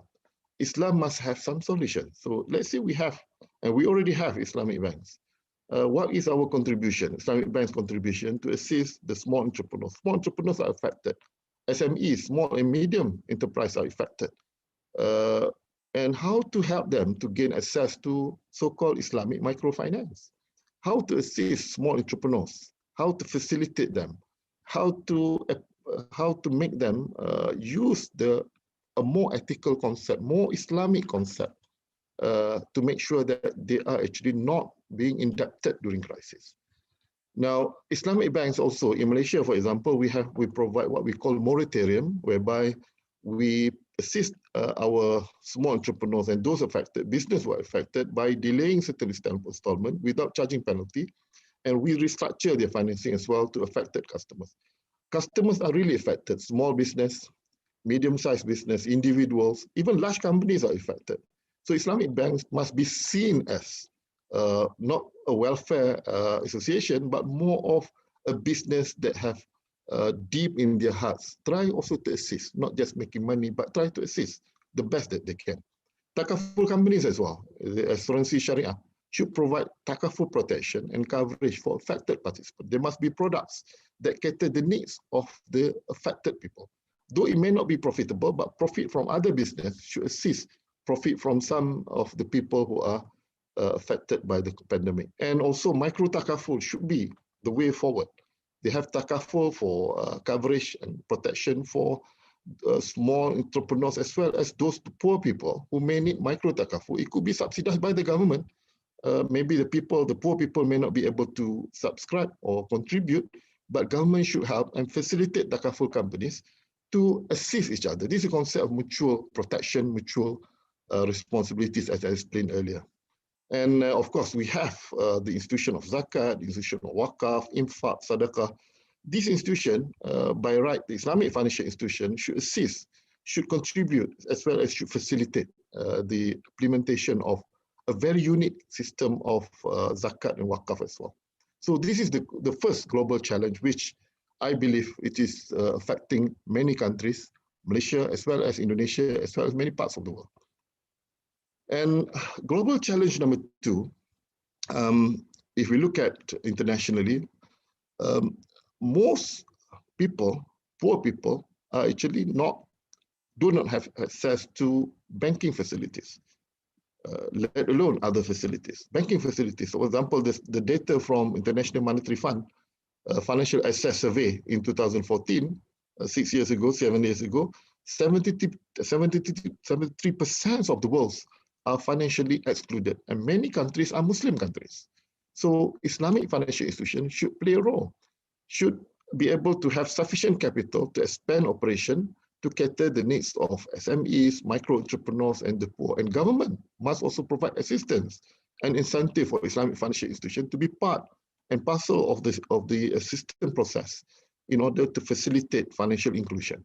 And Islamic financial inclusion should be part of the agenda of the central government, regional and state government as well. This should be a concerted effort of all parties to ensure that the people who are in need can be assisted through the financial system. If they are excluded from the financial system, it is more difficult for us to assist them. Okay, my third global challenge, which is many people now aware about Sustainable Development Goals initiated by United Nations. And SDGs is actually the buzzword nowadays. And how Islamic financial institution can participate and facilitate Muslim countries to achieve United Nations Sustainable Development Goals. For example, we have 17 United Nations SDGs, Sustainable Development Goals: no poverty, zero hunger, good health and well-being, quality education, gender equality, clean water and sanitation, and others. So we have 17 agendas. Then where are we? Are we aware of this? What should we do to ensure that we are contributing towards the well-being of the people, the environment, the social being of the people, the good governance? In especially Islamic financial institutions, should we embrace, how do we embrace this philosophy in the vision and mission of the financial institution? We should be part of this agenda. This is a noble agenda. This is the universal good values that we should also contribute, okay? And in Malaysia, for example, we started with the Maqasid Syariah Value-Based Intermediation Initiative. We want to protect people, planet, as well as ensure prosperity in this universe. So we hope, inshallah, agenda of Sustainable Development Goals will be embraced by all of us, including Islamic financial institutions. We should be part of it. This is a very noble agenda to transform the world. Okay, challenge number 4, global challenge number 4, for Islamic financial institutions to contribute, for Islamic financial institutions to survive, they need to be resilient, they need to be strong, they need to be stable, they need to be sustainable, and they need to have high level of integrity. So this is the fundamental building blocks for Islamic financial institutions to grow. We have grown now to a certain extent, as I showed you the statistic earlier, but we need to grow further to ensure that we can contribute. We provide alternative to the global financial system that embedded in interest-based economy, and we know interests have creating values of injustice in the society. And this is our moving forward. We should have stable financial institution, sustainable financial institution, and have high integrity. And some of the initiatives that we can move forward, inshallah, which I will not explain into detail. Maybe if there are questions after this, I will entertain some of the questions. Thank you. So second of next challenge will be global challenge number 5 will be nowadays is actually the shift of focus from traditional banking to digital banking. Okay, and traditional banks mainly fully integrated, vertically integrated, but now it's actually fully digitized. So we need to embrace technology. We need to invest on technology. We need to know how to use technology as effective and as efficient as possible. This is the next challenge for all Islamic financial institutions. Islamic financial institutions can no longer be small, domestic-based, concern only the Muslims. In Malaysia, non-Muslims, at least in a country like Malaysia, we have non-Muslim who are also our customers as well. So we need to be competitive, as good as the conventional bank, more ethical than conventional bank, as profitable as conventional bank, more pious and more socially looking after well-being of the people at the same time.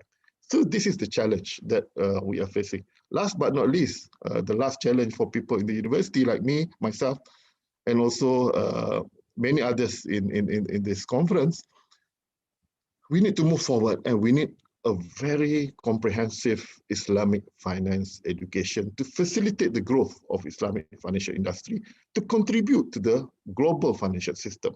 We have to provide alternative, but we need people. We need proper education. We need necessary qualification for Islamic finance professionals. We cannot allow our Islamic finance professional current situation to have only basic skill set. We have the challenge of digitalization. We have the challenge of sustainable development goals for us to aspire. We have so many challenges. So we need programs, education programs at bachelor level, S1, master's level, S2 and S3 PhD, as well as professional certification program that will bridge two things: finance knowledge and Sharia principles, so Islamic values, Islamic philosophies. The integration of these two, integration of knowledge, revelation, Sharia principle, revelation of the Quran and the Sunnah, the Islamic values and philosophies with the conventional finance knowledge, we transform it, we prohibit all the prohibitions of Sharia, and we put forward all the alternative, the best alternative possible. What we have today, Islamic banks, they are not perfect. The assurancy Sharia today, they have some shortcomings. We need to improve them. We need to contribute towards improvement. We should be gradual. Of course, Islamic banks have certain shortcomings. We appreciate their problems. We need to understand their problems, but at the same time, we need to continue gradually develop the system so that one day, inshallah, may not be now, 20 years, 30 years time, our Islamic financial institution is something that we are proud of. We need curriculum innovation. We need skill enhancement. We need very strong specialization in Islamic finance, deeply rooted in Sharia. That is the challenge for all of us today. University Islam Negeri, Mataram, and many other universities Islam Negeri are Islamic universities. We should be part of this agenda, and I'm from Islam Malaysia. We are also part of this agenda of integration of knowledge, producing Muslim professionals. And one of the professions that we should be contributing is actually Islamic finance industry. Thank you very much for me. Thank you for the time. Maybe later, if there is any question, I will try my best to address and to answer the question. Wabillahi taufiq wal hidayah. Assalamualaikum warahmatullahi wabarakatuh. Waalaikumsalam warahmatullahi wabarakatuh. Ladies and gentlemen, please give a round of applause, or you can use applause features in Zoom to show your response to the very interesting presentations. Thank you very much, Professor Dr. Abdul Rahim Abdul Rahman. So it's very interesting presentations, and we note that the Islamic banking, which is developed based on the Islamic principle, is actually give a lot of benefits toward the development of finance in the world. So I think, in my opinion, I think this is also good to help to develop the economics that now is in a very slow movement because of the challenge, because of the pandemic. So you already mentioned about the 6 challenges that they will be solved if we are applying the Islamic banking system here. Okay, so again, thank you very much, Professor. Then we would like to invite the second speaker of this panel sessions. Then I would like to greet Dr. Suhalia Parvin.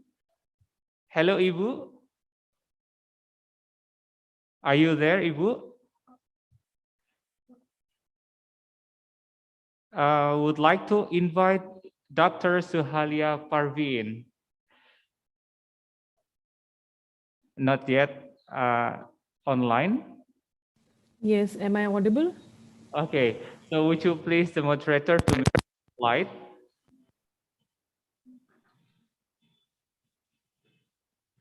Okay, so if doctor, would you please to turn on the camera and make a spotlight or say something to make our team easily to spotlight? Okay, thank you very much, Dr. Welcome to our international conference, Dr. Suhalia Parvin. So before we go on to the presentations that we are waiting for, so I'd like to introduce a short curriculum vitae of her. So she is an assistant professor, PDF, in stress management with PhD in HRM title from Department of Commerce, Aligarh Muslim University, India. And her research interest is in HRM, HRIS, stress management, research methodology, qualitative and quantitative studies, and she won some awards and scholarships. So first is awards from the Maulana Azad National Fellowship for Minority Students, MANF 2010-2014, a senior research fellowship SRF from April 2nd, 2012 to 16th of July 2014, and UGC Dr. S. Radha Krishnan postdoctoral fellowship in Humanities and Social Science, including language 2015-2017. And she had published many articles and research paper in some fields like global FDI inflows in India, and then stress management and its contributing factors among postgraduate students, and many more. And she is also an active speaker in conference, seminar, and symposium, and many workshops she joined, and also online courses. So we would like to invite the Honorable Dr. Suhalia Parveen. So would like to provide you 30 minutes to present. So time's yours, Doctor. Assalamu alaikum wa rahmatullahi wa barakatuh. Bismillah ar-Rahman ar-Rahim. Rabbi shrah li sadri wa yassir li amri wahlul 'uqdatam min lisani yafqahu qawli.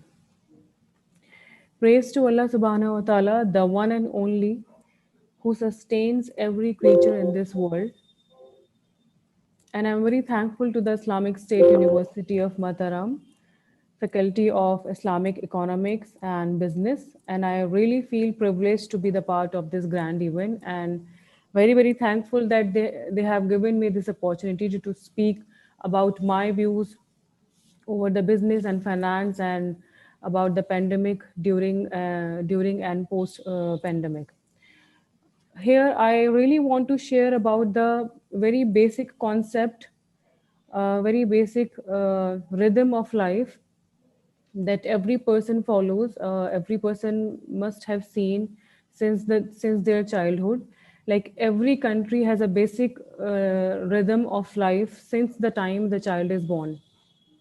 And when the child turns 2, 3, or 4 years old, he go to school. He is tied up with the routine for several years, and we know this is the common agenda. This is the common thing.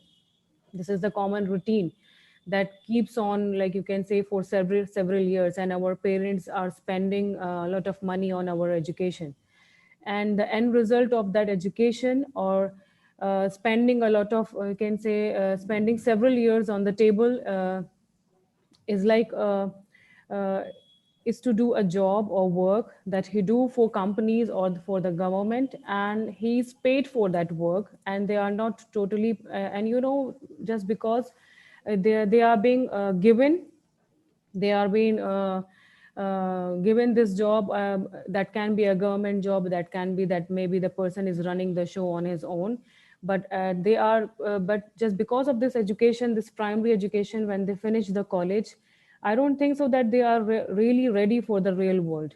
This real world is totally different from the things that they learn from the school, from their primary schools, from their secondary schools, and from the colleges. And after that, you can say, when he is getting a job, either he is running the show on his own, like he is in entrepreneurship, or means one way or the other he pay taxes, and the story begins here only. Means after spending several years on education, not everyone is able to run the show on their own. Means they don't have their own they are not the entrepreneurs, they are they are not the, you can say, they are not the self-employed. Not everyone become the entrepreneur. So either they are working for others, or they are self-employed. They pay tax and the government takes away the part of their salary or part of their income. Further, which you can say with government schemes only, they do more investment and they take the insurance policies, they do invest in the mutual funds so that from their income, or you can say from that particular tax deduction tax that they are already paying, they can get some deduction and get that particular money back. So this is the vicious circle that this particular vicious circle is going on in everyone's life, that they are not only paying, they are earning after a lot of hard work, spending in schools and colleges and in the secondary education and in colleges. They are earning and they are paying the taxes, and again they are giving back money to the as an investment to other companies so that they can get the deductions in that particular means particular tax, or you can say they want their money back. Means this is a kind of vicious circle is going on, that the government or the agencies or the companies, they don't want your money to be with you. This is the agenda, that at the same time that after a lot of hard work that you have earned, the degrees, the skills, the expertise that you have, but after paying the taxes, and just because you want to reduce some taxes, you are paying as an investment, you are paying the money to the companies, but the end result is that you don't have your money with you. And with the also the initiative by the governments, by many governments, the means initiating the digital transactions, it's a biggest example of this concept. So before talking about the pandemic, I have some more issues with the, especially with the young generation and with the youth. Like you can say what I personally feel, that our generation is totally lost, just because of, first of all, we have been given the mobile phones, that our generation is totally lost. And this particular generation, they lack in skills, they lack in expertise, they lack in health, and they lack in degrees, just because of this particular excessive utilization of the phone, media, and the social media. Also the impact of, means it's a combination of everything that creates the mindset of a person. Like you can say, just because we are looking at certain things again and again, and also the impact of media, movies, series, reality shows, setting the use means it all means is a combination of things that is setting the mind of a youth in the direction which is taking them nowhere. So what my jest is, you can say, what I can conclude here is, like, we are already running without goals, and then came the pandemic in between, that we didn't have, means we were really very, we can say, hectic with the phones and with the things, with the mindset that this particular youth, this particular generation have. And then came the pandemic, which has created a lot of challenges in front of everyone. Uh, this uh, this uh, you can say, during pandemic and post pandemic, only monopoly can save everyone. Means monopoly here is something like, you can say, the one, because every organization, every company has to change their strategies, they have to change their plans, and they have to change their footsteps, so that they can cope up with this particular situation. So this particular monopoly can save the person, the organization, can say the companies and the institution. So this is the time to be different and to show some skills and to reveal expertise and to be an asset for the organization. And to be an asset for the organization means, yes, means this is something like I'm talking about, where the person has to earn, because in during this pandemic, many people, they are losing their jobs and they are getting half of their salaries. This is the common thing, this is the common agenda that came in front of everyone, that the people, they lost the job, and even if they were doing the job, or they were doing the work, they were paid less. So this is the challenge in front of everyone that has created a financial stress in front of everyone. And of course, we are financially weak during the pandemic and post pandemic, but everyone has become so emotionally strong, and there is a fear of losing job, of course, across the globe. So what I can conclude here means the points which I wanted to really reveal in front of everyone, not some, you can say, the biggest theory from any book, you can say very hard theory, or very, you can say, very, you can say, typical approaches to explain. I don't have those typical approaches to explain here, just a little, you can say, little idea of this thing, that if you are earning something, keep that particular amount of money in your pocket. Don't try to, you can say, regain the amount that you have already paid as a tax. Like, you can say, some people, they are rushing just to invest more and more to get back the money which they have already, you can say, given to the government. So don't look from the beginning, your parents have already spent a lot of money in your education. So after that, when you are getting a job, don't rush. You can say, just keep your money in your pocket. This is my agenda, like here, like you can say, especially. And please don't waste your time, like you can say, in unnecessary skills. Like you can say, this mobile has made everyone handicapped. And just because, especially in every country, look, youth have a different criteria of, you can say, when they become mature and they start to earn.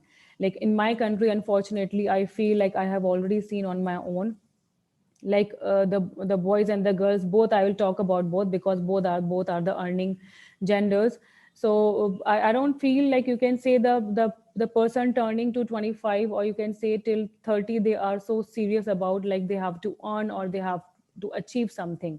Means till the time they are turning to 30, that means they have completed 30 years of age, they are not at all serious about their profession, about what they have to do in their lives, about, like, what means, they are just roaming here and there, and they think that if they have attended the college, it's a big thing they have already done. So this should not be done, especially at the time of this, you can say, when we are already facing a lot of trauma, a lot of, you can say, pressure from the economy side. You can say we do have the financial stress, and financial stress is further causing many health issues, because in this pandemic, look, pandemic has taught us an important thing, that we need an income, we need to care about our health, we need to we really need to, you can say, we want food. These three things are really very important. But when we talk about other organizations and companies, every single organization and company, they are trying to cope up in this situation, and because they are changing their strategies and plans, the path they have chosen before has totally changed. So this is the thing, that you can say, that the people, they should focus on what they exactly want, first of all. And furthermore, I would like to add, like, you can say, if you're already earning, and don't rush to earn from the tax amount, or you're going to invest more and more. Everybody has a, you can say, different mentality, different mindset. Like when they can, like, you can say, they can, like, you can say, cope up with this particular tax, and you can say deduction things, especially during the time of the pandemic. And that's it, that I want to say, that please keep your money in your pocket and spend on yourself. Rather, you can say, you are investing just to get back that tax money, and work on the skills and work on the expertise, which is really, really required at this particular time. And in the end, I would like to thank again Dr. Pongi, who has given me this opportunity to be the part of this grand event. And I'm thankful to the State University of Mataram, Faculty of Islamic Economics and Business. I'm really, really privileged to be a part of this event. Thank you. Okay, so thank you very much, and please give a round of applause for Dr. Suhalia Parveen for very brief and interesting presentations. So here we remember about the importance of being ready to face any challenge and obstacle, especially when we are facing this current era that the pandemic already strikes many countries. So a lot of people get a financial stress. So it means that we have to be ready to face that. It means that we have to have a good investment, not only financially, but also healthy. So ladies and gentlemen, so I do believe that every one of you have a lot of questions and a lot of things that they need to share to the invited speakers, but keep that first, because you're going to have it at the end of the presentations. Okay, well, ladies and gentlemen, You may also use again, give big round of applause and use applause features in Zoom meeting to show your response to the presentations. Okay. Okay, thank you very much, Doctor. Now I would like to go to the third invited speaker here. So he is one of our beloved lecturer in State Islamic University of Mataram. We would like to invite, he is the person who is already sitting beside me. So good morning, Doctor. So I would like to introduce Ongki.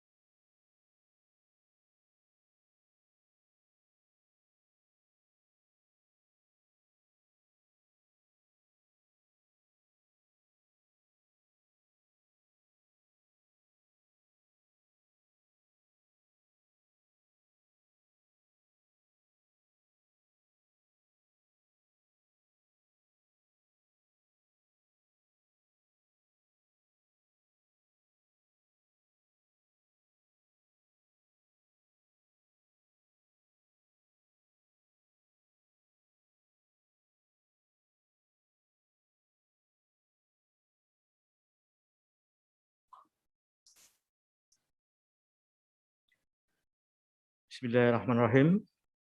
Alhamdulillahirrahmanirrahim. Wassalatu wassalamu ala asrafil anbiya'i wa mursalin wa ala alihi washabihi ajma'in. Amma ba'du. Ladies and gentlemen, my name is Dr. Ongki Wijaya. I am a senior lecturer at postgraduate program UIN Mataram, Lombok, Indonesia.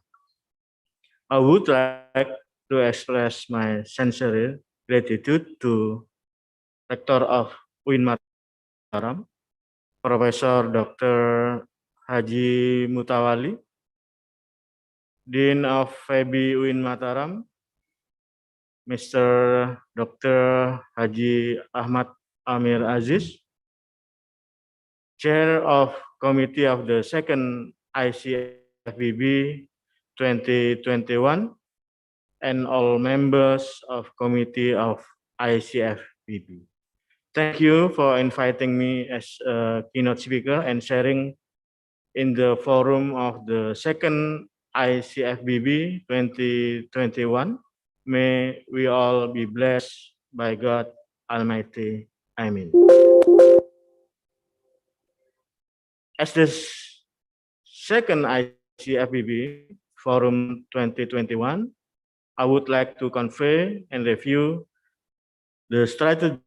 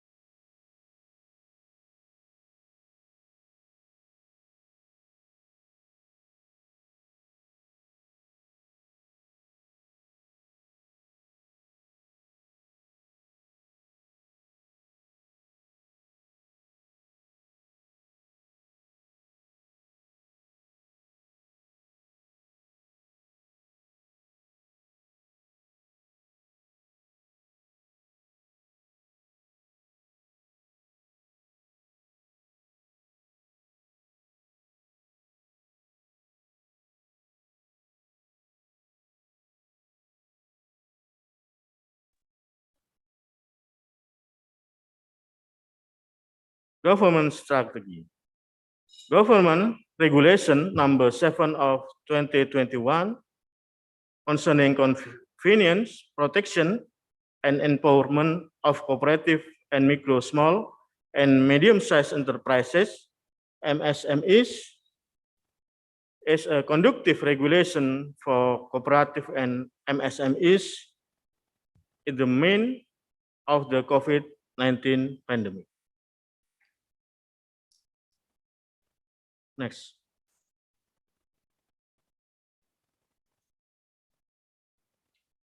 Government regulation Indonesia is peraturan pemerintah number 7 of 2021 regulated the first implementation of the job creation law in Indonesia is Undang-Undang Cipta Kerja, in the second provision regarding cost efficiency in the establishment of cooperatives.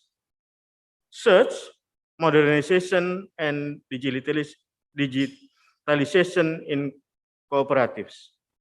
Fourth, fulfillment to the need of the community in carrying out cooperative activities based on Sharia principle.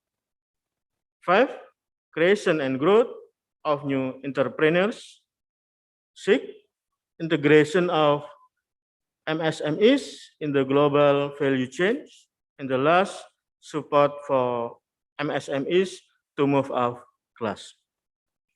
This government regulation provides convenience, protection, and empowerment for cooperative and MSMEs so that they can be more optional, comprehensive, and coordinated. Government regulation is expected to be able to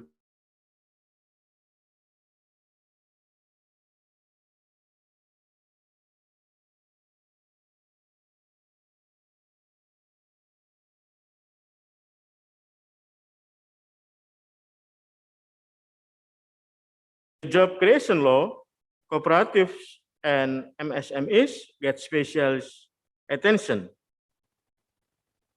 It is hoped that they can run their business with certainty and grow into a strong business. Next.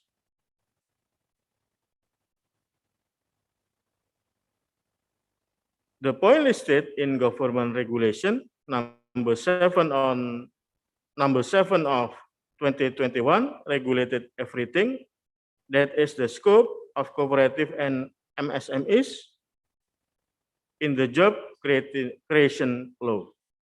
Regarding the convenience, problem, and empowerment of MSMEs, this government regulation regulates change in criteria of MSMEs so that they can be in accordance with current condition.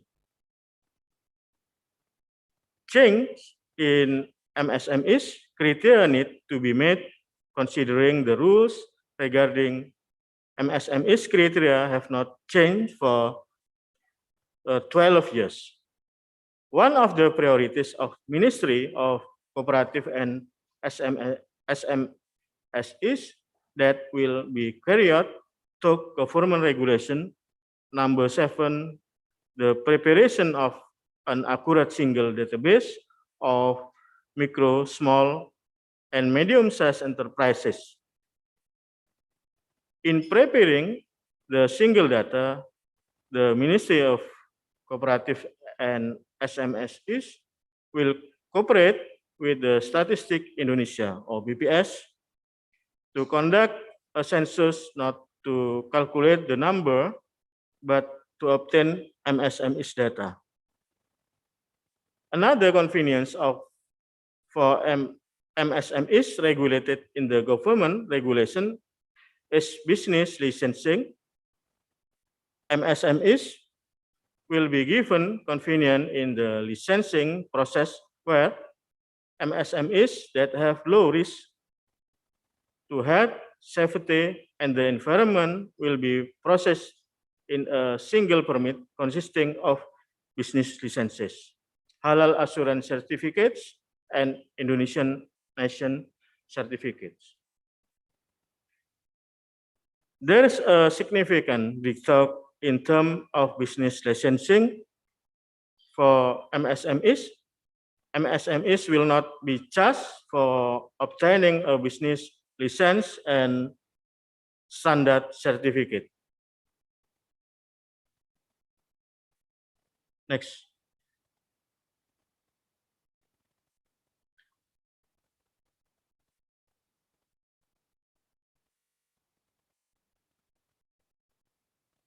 Meanwhile, in terms of empowerment for MSMEs, this government regulation number 7 regulated provision of a single database of MSMEs, provision of promotional place, development of MSMEs business, fourth, provision of public infrastructure and integrated management for MSMEs,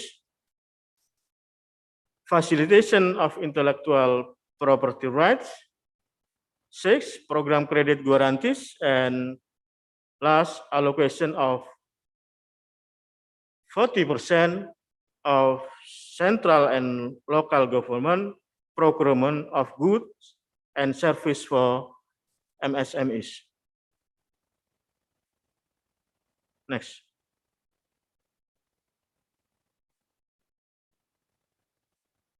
The presence of cooperative and MSMEs in public infrastructure, such as airport, rest area, and train station, will also increase the competitiveness and turnover of MSMEs sector. For example, MSMEs product entering the airport will go through curation so that they can compete with other products on display. Therefore, the government of Republic of Indonesia took the Ministry of Cooperative and SMEs will cooperate across ministries or agencies because the management is outside the ministry and will be started in a joint decree. The implementation of entrepreneurship training puts more emphasis of incubation system, then the on-off training model will be abandoned and training will form business actors who are able to oversee the formation of novice entrepreneurs. Next.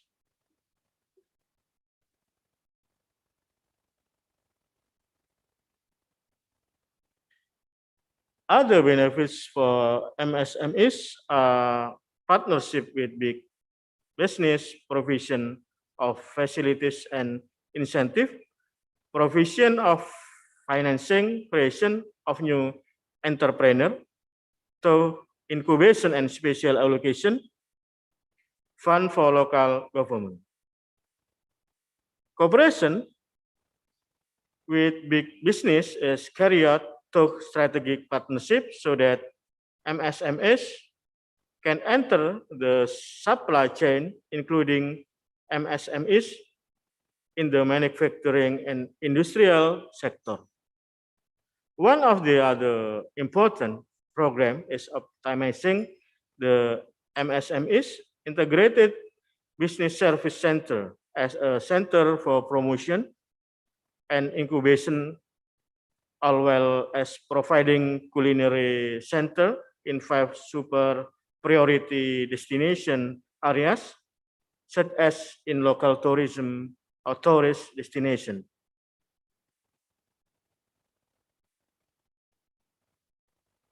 Next.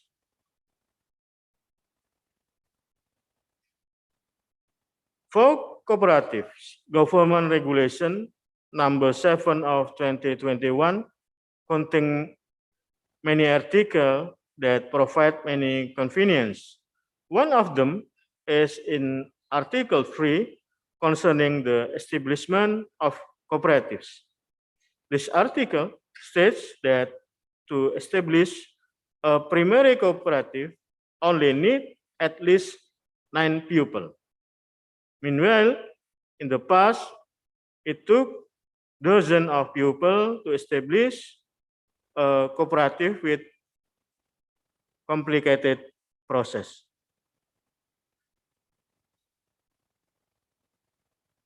In Article 19, related to the protection for cooperatives, the central government and local government can determine the field of economic activity that only cooperative can undertake. In addition, the central government and local government can also determine the business field and sector in a region. That way, there is no overlap of business with other business entities in the same area. What is allowed and needed is synergy and business collaboration.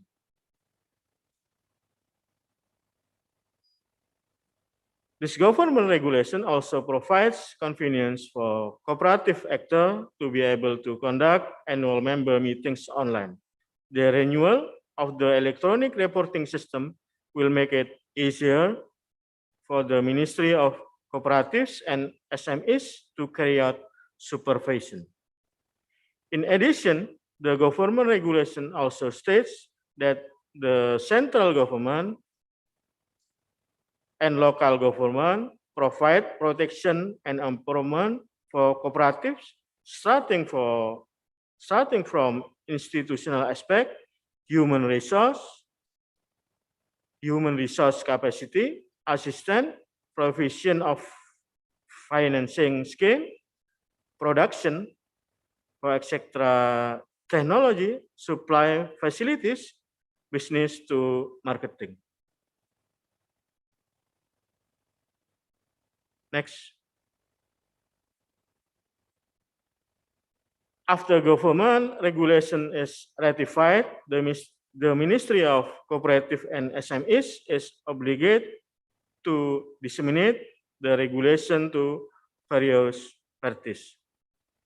The socialization of this government regulation cannot run optimally if it is not only carried out by the Ministry of Cooperatives and SMEs. Unfortunately, the information dissemination process has not been optimal until the time I present this material in this very noble forum. The purpose socialization is to encourage cooperative and SMEs actor, ministry, institutional, provincial government, district government, and agencies in charge of cooperative and MSMEs to make good use of the point in the government regulation.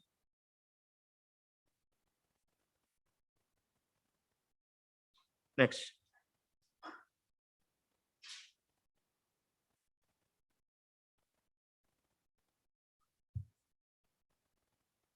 There are 4 MSME strategy. The first strategy is promotion to social media. MSMEs go digital is one of the focuses that is considered a solution for MSMEs to continue to survive in the middle of a pandemic.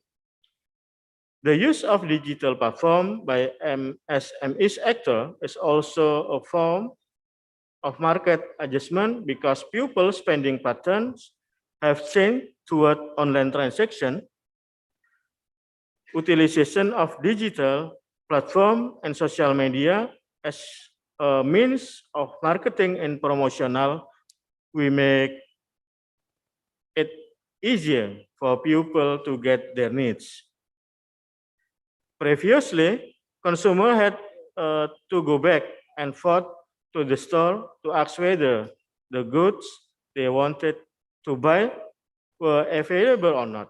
But now, as a merchant, you can take advantage of the status feature in certain application to provide information and promotion to the surrounding community in your environment regarding the availability of goods the consumer need in your store so that people can minimize activities outside the home. Second strategy, providing delivery service. In addition to using digital platform as a means of promotion, you can also provide a delivery service. Of course, this strategy is very helpful for the cash flow of your business so that you can keep selling and consumer can still meet their daily needs easily without leaving the house because you have provided delivery service. Many shop owners already have this delivery service, but usually it is only limited to delivering certain product. This is strategy for shop owners to upgrade their service by making it easy for the public to be able to buy other daily necessities through delivery service. Such strategy is ensuring the available business sector, the availability of goods is an important thing that must be considered and assured as an advantage of certain application to ensure that the supply of goods is always maintained. Last slide, sir.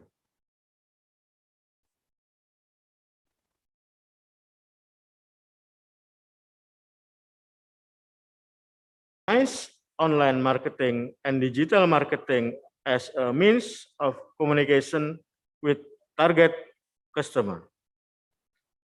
Effective digital marketing cannot be spared from marketing strategy. There are several advantages of using digital marketing technique. The first, wide reach.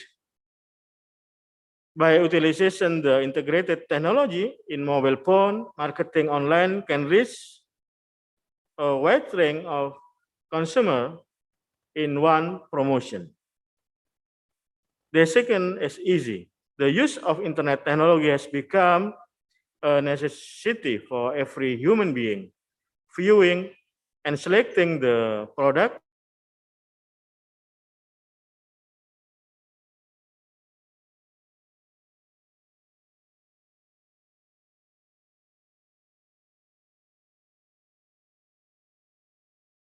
Third, you don't need to think about the expensive cost needed for promotion.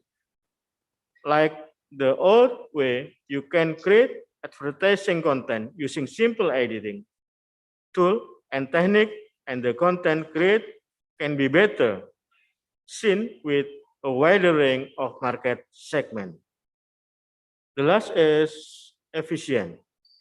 Promotion will be right on target, transaction opportunities and profit will be even greater, and MSME's business will grow.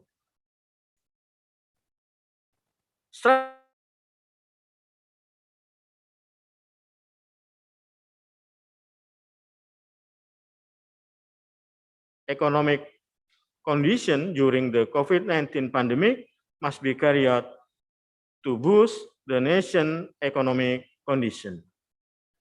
It takes determination, assistance, and cooperative between all parties so that MSMEs can survive during the pandemic and develop their potential in the future. The goal is that in their business activities, MSMEs can be imported by the government or private and create a symbiotic mutualism for all parties. The last, good luck with the conference. May you stay healthy and always in the protection of God Almighty. Amin. Assalamualaikum warahmatullahi wabarakatuh. Waalaikumsalam warahmatullahi wabarakatuh. So thank you very much, and please give a round of applause for our third speaker.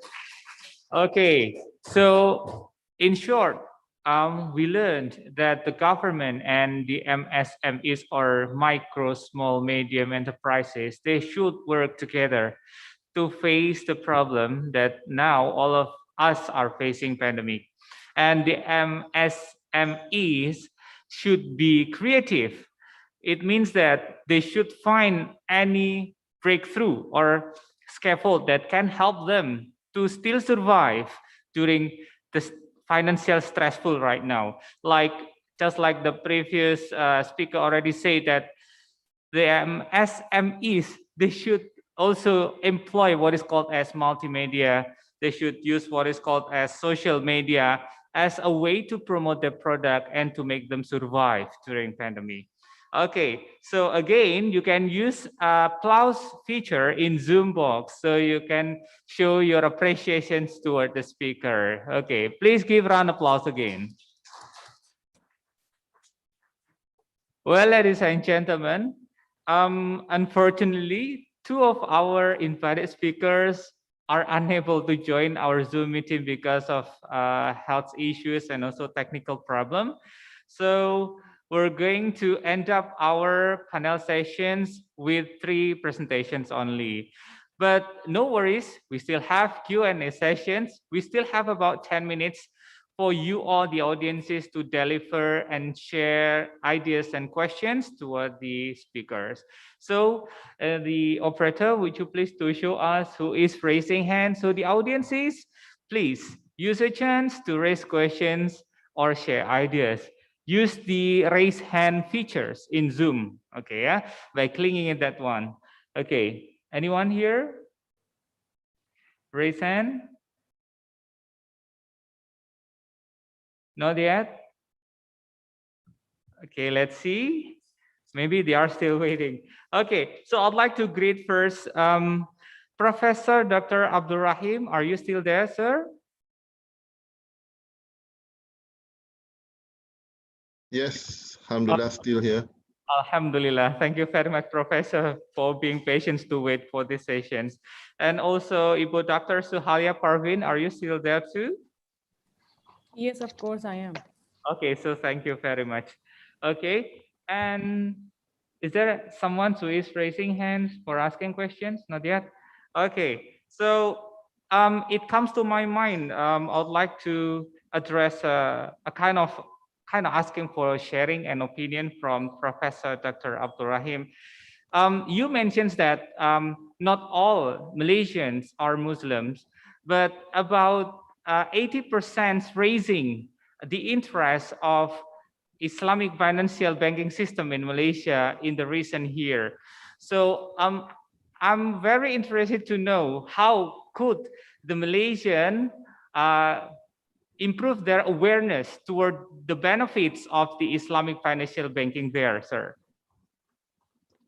Okay, Bismillahirrahmanirrahim. Thank you very much for the question. I think we started Islamic finance in Malaysia in 1983. Could be the earliest in Southeast Asia to embrace the philosophy and the practice of Islamic finance. And at the beginning, of course, we have only one Islamic bank and one takaful or Islamic insurance companies. And by now we have 16 Islamic banks, and we have about 10 or 11 Islamic insurance companies. And some of the Islamic banks that operated as what we call Islamic windows or subsidiary banks are not owned by Muslims. We have one of the biggest bank in Malaysia. I give the name Public Bank. They have Public Islamic Bank, which is not even owned by Muslims, and we have quite a number of other banks that are not owned by Muslims. Why is non-Muslim also interested with Islamic financial institution for simple reasons. Okay, over the years, they themselves can see the damaging effect of conventional banking and conventional insurance. They themselves have experienced economic crisis in 1980s and 90s. Conventional banks are actually not foolproof because they are highly leveraged, they are debt-based, whereby for the past many years, the experience in Malaysia, Islamic banks survived 2 or 3 economic crises in 80s, in 90s, in 2008. All Islamic banks survived. The main reason why we survive, not because we are big, but because of our philosophy. We are low leverage. We are not debt-based per se. We are structured in such a way that we are more prudent than conventional bank. We are less exposed to systemic and economic crisis risk and so on and so forth.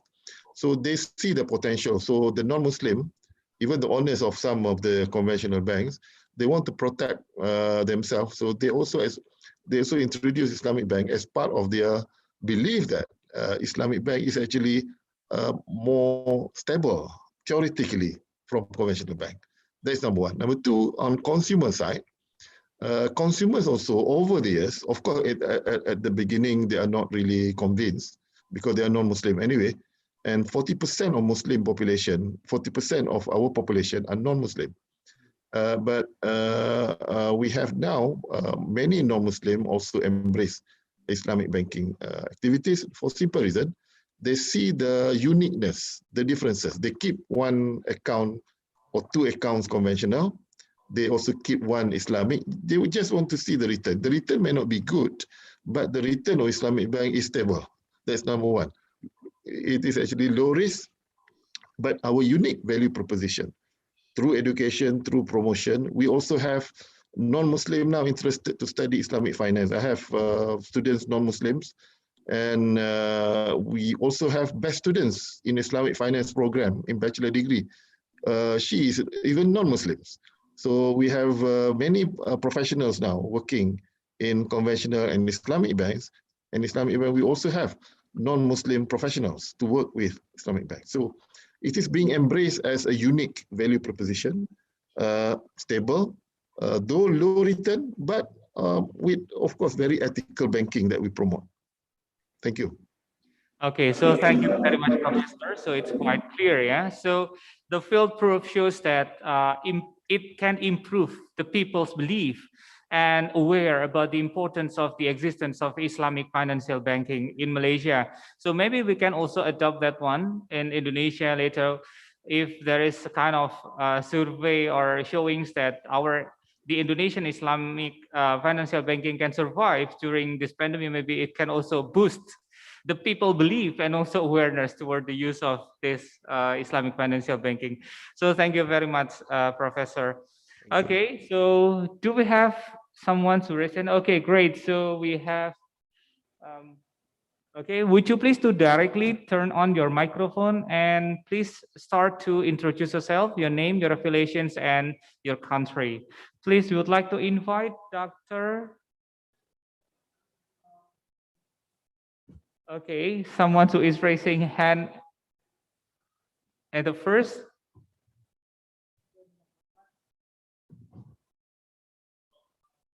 Okay, please, we would like to invite Dr. Mohat to turn on the microphone and also camera, please.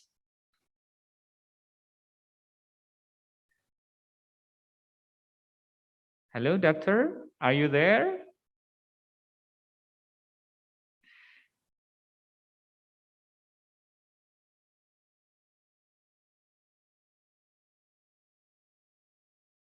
Okay, any other, please? Or maybe another participants would like to deliver the questions live or directly to the professor? Okay, so we have one of live participants here. The offline participant would like to deliver the questions. Would you please to stand up and move a little bit forward and use the microphone, sir, to raise the questions. And don't forget to mention to whom the questions is addressed.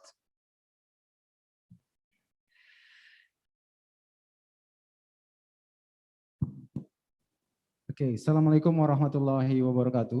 Waalaikumsalam warahmatullahi wabarakatuh. I would like to ask Professor from USIM, from Malaysia. as we know that Indonesia is the biggest Muslim populated countries, but until now, Malaysia is still the, as I know, and I read the news in the internet. They said that Malaysia has the biggest consumer or the biggest user of Islamic bank in Malaysia, but in Indonesia, it's not just like Malaysia, but we are Muslim countries. We have a lot of population in Muslim population. What is happening actually in Malaysia? How they can attract more consumer to use the Islamic banking? So that's my question. Thank you, Prof. Okay, so thank you, Mr. Would you please to mention your name again Oh, clearly? sorry. My name is Aziz.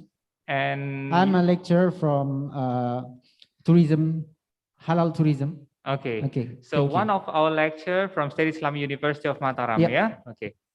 Okay, so thank you very much. And the question is addressed to Professor Dr. Abdul Rahim. Please, sir. Okay, thank you. Our experience in Malaysia could be different from Indonesia. Basically because of the nature of the country. Malaysia is actually highly trading country. It's a trading country, and business commercial is actually very active. But when we started in 1983, we need to create a model first. It may not be a perfect model to convince the people. And over the years, we managed to convince the people. And at the same time, developing a model that people can trust, that is so important, can survive. The bank, the Islamic bank must be as good in terms of service as conventional bank. That's number one. Service is very important. Our concept is unique and ethical, Sharia compliant, but we also need to have good services. So we need to compete with conventional banks. We cannot have, or we cannot say that we are Islamic, therefore we can tolerate bad consumer services. Cannot. We as an Islamic bank should be as competent, as customers oriented as conventional bank, even should be better. As a Muslim, we should treat customers better than non-Muslims. Not only our products are Sharia compliant, the way we provide services. So the emphasis on model, good model and good services to compete. When people see the model, then other conventional banks follow suit. We have only 3 full-fledged Islamic banks in Malaysia, 3 full-fledged Islamic banks, but many others, 13 or 14 others, are actually conventional banks. And conventional banks believe that the value proposition is good. They know that the consumers will shift to the full-fledged Islamic bank if they don't offer. If conventional banks don't offer Islamic banking services, they themselves will be losing, because some non-Muslim will start to consume Islamic banks. So the conventional banks are worried. So because they are in competition. So if we can prove ourselves, our model is good, our customer service is good, our return may not be as good as conventional, but more stable, our activities is more ethical, I believe we have a value proposition which are much better than conventional banks. We need to prove that. We need to provide banking services as efficient, as customer service oriented, much better than conventional bank. We must treat customers like the Muslims, good Muslims, our brothers and sisters, we treat them well. This is the value proposition that make Islamic banks in Malaysia for so many years is thriving. But second issue is actually about education.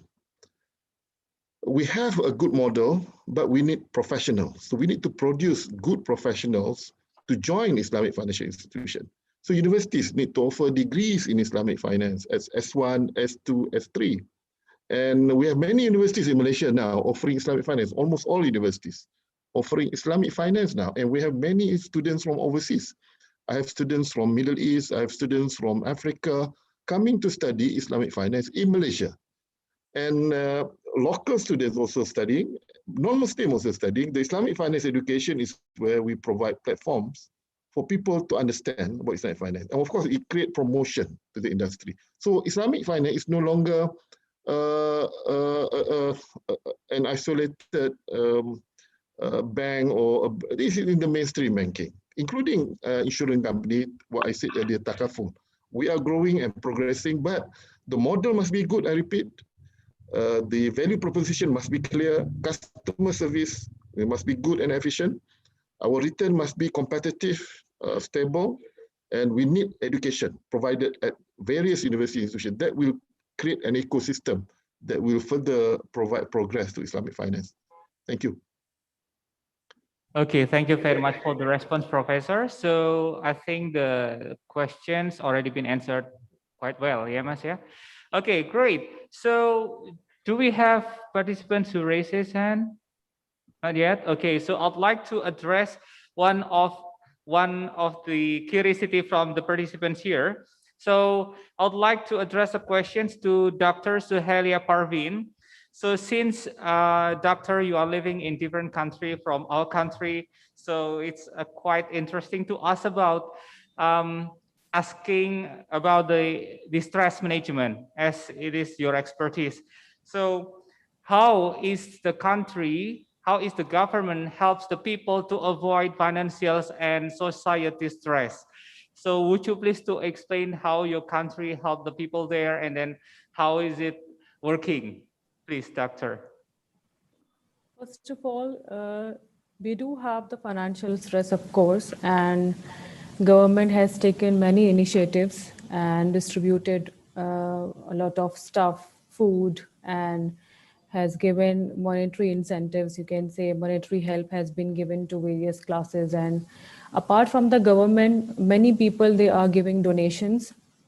Look, when it came to the pandemic, during the pandemic and the post-pandemic, it was a teamwork.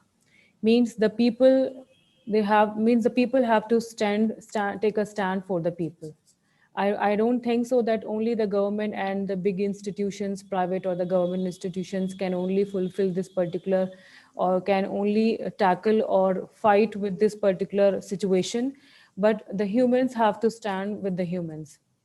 Like the professor from Malaysia, Abdul Rahim sir, has said, like we have to be very ethical, we have to be very clear in our roles, we have to be very, you can say, apt in the things which we do in our lives. Means whether we are providing the service, whether we are providing any help, whether we are providing any donation.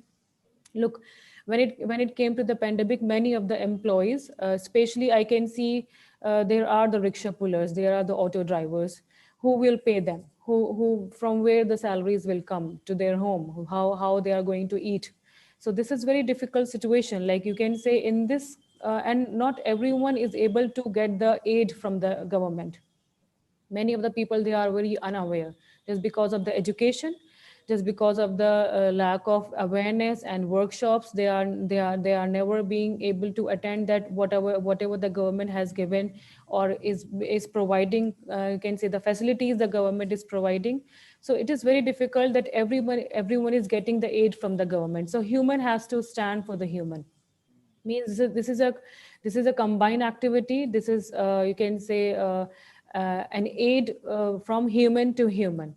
So this is basically like, this is not so that the government has not given any aid. Government has done a lot of work, and a lot of work is already going on through vaccination and through, you can say, providing the families of the people, those who, you can say, the especially for the families where their earning members have gone in this particular virus, in this COVID-19 situation.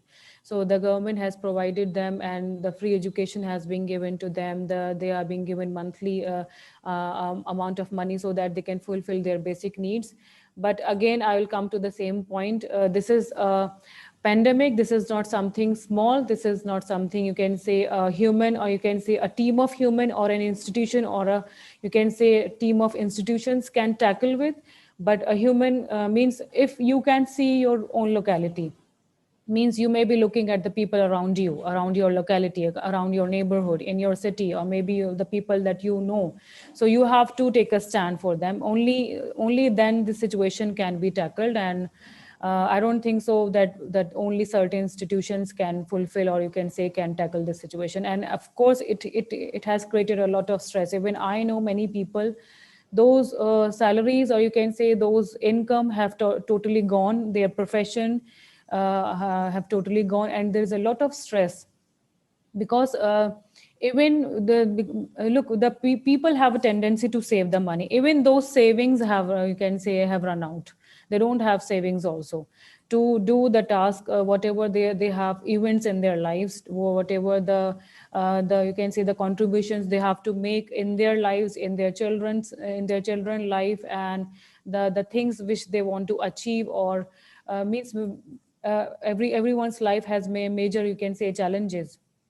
And there are various contributions, monetary contributions also, emotional contributions also. So I must say that I've already told in my lecture that there is a financial stress, of course, and we do have become a little bit stronger as emotionally, because now we have come to know the reality of life, like what we actually need. We don't need very much, you can say, that those luxury houses, or we really need to take care of our health and immunity. We need a good food that, you can say, that can save our life and immunity, and of course a part of income that can support that health, and you can say that health and food. So together we can, you can say, we can help the people around us. And if you cannot help, you can at least give the information about the aid the government is giving to the people. I hope I have answered the question. This much that I have personally observed, like we do have to take the responsibility, we have to take the stand. Okay, so thank you very much, doctor. So our curiosity already been answered by you. Thank you very much. Thank Okay, you. so I saw one of the participants already raise his hand, please. Okay, would like to invite Dr. Muhammad Arif. Okay, time's yours, sirs, to deliver questions. Assalamu alaikum. Hello. Hello, sir. Please introduce Can I? yourself. Yes, and also mentions your country, where you're from. Assalamu alaikum. Actually, sir, my query is Dr. Sohila Parveen. He mentioned that you have to save money in the pandemic time. You have to save in a pocket so that you will survive. Actually, I have a query related that if we want to save money, there is like a cycle in an economy. If you want to save money, it will it will create a problem like demand problem and production. There is a big problem on production level. Already we have negative GDP in in India. If we going to save your money, you have face inflation in country, like inflation like demand full inflation in country due to saving money, and it creates lot of problem in due to that. If you freeze that money in pocket, you have a problem related demand problem, related every problem which even a producer can't produce much more due to a lack of demand. So it's my query related this. I hope. Yes, I have understood your question, Dr. Muhammad Arif. But look, first of all, I wanted to clear about the vicious circle, that why I started my lecture, like when the child is born, and it is almost about, like, you can say, 3 to 4 years, the child is sent to the school, and on his education the parents are spending a lot of money, lot of efforts, and that child itself has several years to complete that schooling, that school, that college, that you can say, and you can say that graduation and post graduation, whatever the courses that a person is opting for. So first of all, you need to understand that which kind of a vicious circle I was talking about. Like, after spending a lot of years and the money that is being spent on you by your parents, that you face the real world, which is actually totally different. uh, when you want to actually earn the money. Suppose you are an employee now, after getting, you can say, a lot of hard work, you are just time, you can say, you are spending a lot of time on the table, you are studying, you're working hard. Okay, now you got the job. Alhamdulillah, now you got the job, and after getting a job, you already paying a part of your income as a tax. You agree with this thing? That you are paying Yeah. part of your salary as a tax, and a part of your salary is already fixed with certain expenses that you cannot avoid. There are certain expenses. So you know what I have seen when I came to the job, when I started to earn, some people, they started to suggest me, okay, why don't you take certain policy, why don't you invest in some insurance so that you can get the deduction in the tax. So I said, why should I give my money back to the other institutions? Look, my parents have already spent a lot of money and they have given the money to the institutions too, just so that I can be skillful. I can be educated. I can be, you can say, I can be hired and recruited in certain companies, or you can say in any organization. And now I am already paying a tax, means I am already paying a part of my salary to you can say to an organization, or you can say to a government. So why should I pay, means my money, again, a part of my money to other institutions so that I can get that particular money back? You got this particular vicious circle, means the institutions, the banking system, the government has created this, you can say, this circle in such a way that the money is not there with you. You getting my point? The money is not there with you, means for certain deductions, you are going to invest, because you cannot get the deductions in the tax until unless you are investing in certain commodities, in some mutual funds and insurance policies, and you know already all those investments. So why don't you take the money, because you already have certain fixed expenditures in your life? So why don't you spend that money? Means you can save. I'm not saying to, you can say, to hold the currency with you and you are just you can say you are saving lakhs and crores of money. You cannot do that. A common person, a middle class person, cannot save a lot of money, sorry to say. He has a lot, you can say, a lot of responsibility from their family. He has a lot of things to do. The means, every culture demands you can say, different kind of expenditures in their life. So what I was trying to say is, like, this is in this pandemic time, when you know already, like, what is the condition of the health, what is the condition of our lives, where our lives are going, where we have a, you can say, a huge blank curtain in front of us. We don't know even, like, we will be, you can say, we'll be continuing with our job. We don't know that we will be continuing with our, you can say, with this particular work, or we will be hired again, or my employer will give me the full salary or not, or he will be, in the next month he'll keep me or not, or I'll be fired from the job. So this is the thing, that whatever the money you have, at least keep that money with you and spend on you. So that was the concept. It's not that I'm saying that you have to hold every, you can say all the stuff with you. No, you cannot do that. And when you talk about the GDP, that you can say the GDP is declining and there is an inflation. Even the people, they are doing a lot of stuff. They do get the deductions in the tax. They are taking very various investments. Still there is a disturbance in the economy. Still the GDP is declining. Still the standard of living is declining. And you know why the standard of living is declining? Again, I have a different point on this particular agenda. Like, governments, or you can say big companies, big institutions, they are paying attention to the technology more rather than feeding a poor, the one who is dying out of hunger. I must say, I'm really, really sorry to say, you can say you can say across the globe, I have seen this condition. I have seen in every country, almost in every country, like, we are being, you can say, we are being forced, or you can say, to use the technology. And we are every now and then, after every minute, after every 10 minutes, every day, the technology is changing. So why we are spending a lot of money on the technology, and why not we are feeding the poor first? Why we are not giving them home first? Why we are not reducing their stress first? Means we are making the population, a part of the population, very hyper. Those who never got the job, they never got the chance to go to the school, they never got the chance to get any job, or you can say any work, and full, you can say, a stomach full of food. Even that is a basic thing. So we don't need to go to the moon. We really don't need to go to the moon. First of all, we need to feed the poor, the one who is dying out of hunger. I hope I have answered the question. Maybe my perception is a little bit different, because look, I don't feel like I never took any deduction from my tax. I don't feel like taking any insurance policy and mutual fund, because I want my money with me. If I can give that money as a donation, I can give that money to help somebody, but I won't give to the institutions regularly, because they are going to use my money again for some other work, and that money will not be with me.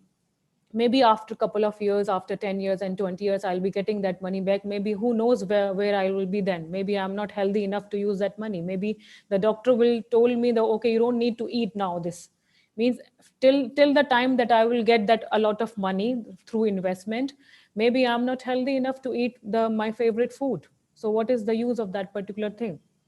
That particular activity that we are being tricked out, means we are being tricked out by certain policies and by certain, you can say, the things which means it's a kind of web of finance. It's that we are being, you can say, means we are there, we cannot ignore some of the things, and many people, they fail to understand this reality. I'm sorry to say. I hope I have answered the question, Mohammed Arif. Okay, so thank you very much, Doctor. So is that answering your questions, Dr. Muhammad Arif? Thank you. Okay, so thank you very much. Okay, so since we have running out the time, so it seems like today now is 12:30 in Central of Indonesia time. So we would like to deliver our great gratitude and thank to all the invited speakers. So thank you very much to Professor Abdul Rahim from UC Malaysia. We also would like to deliver our great gratitude to Dr. Suhalia Parvin from India, and also to Dr. Pongki Arawijaya for providing us insightful and important presentations that enlighten us to find out best solutions to face the financial crisis during the pandemic COVID-19 nowadays. Well, ladies and gentlemen, so as we know from all of those presentations, we could see that the importance of cooperations and being hand in hand together, put hands together on decks, will be very good to solve the problem and to avoid worse conditions in the future. Okay, well, ladies and gentlemen, please give a round of applause again to all the invited speakers. Okay, so thank you very much for the active participations to all participants here. I do believe that you are all still having a lot of questions and many curiosity inside your mind, but no worries, you can contact them directly through their contact or email. Okay, yeah? So thank you very much for the participations, and thank you for the committee that already arranged this event best.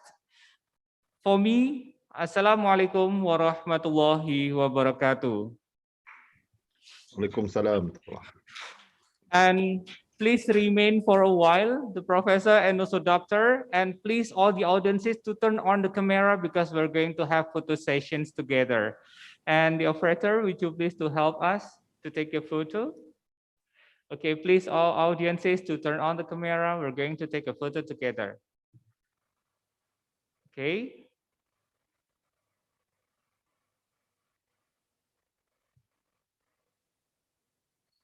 Ready?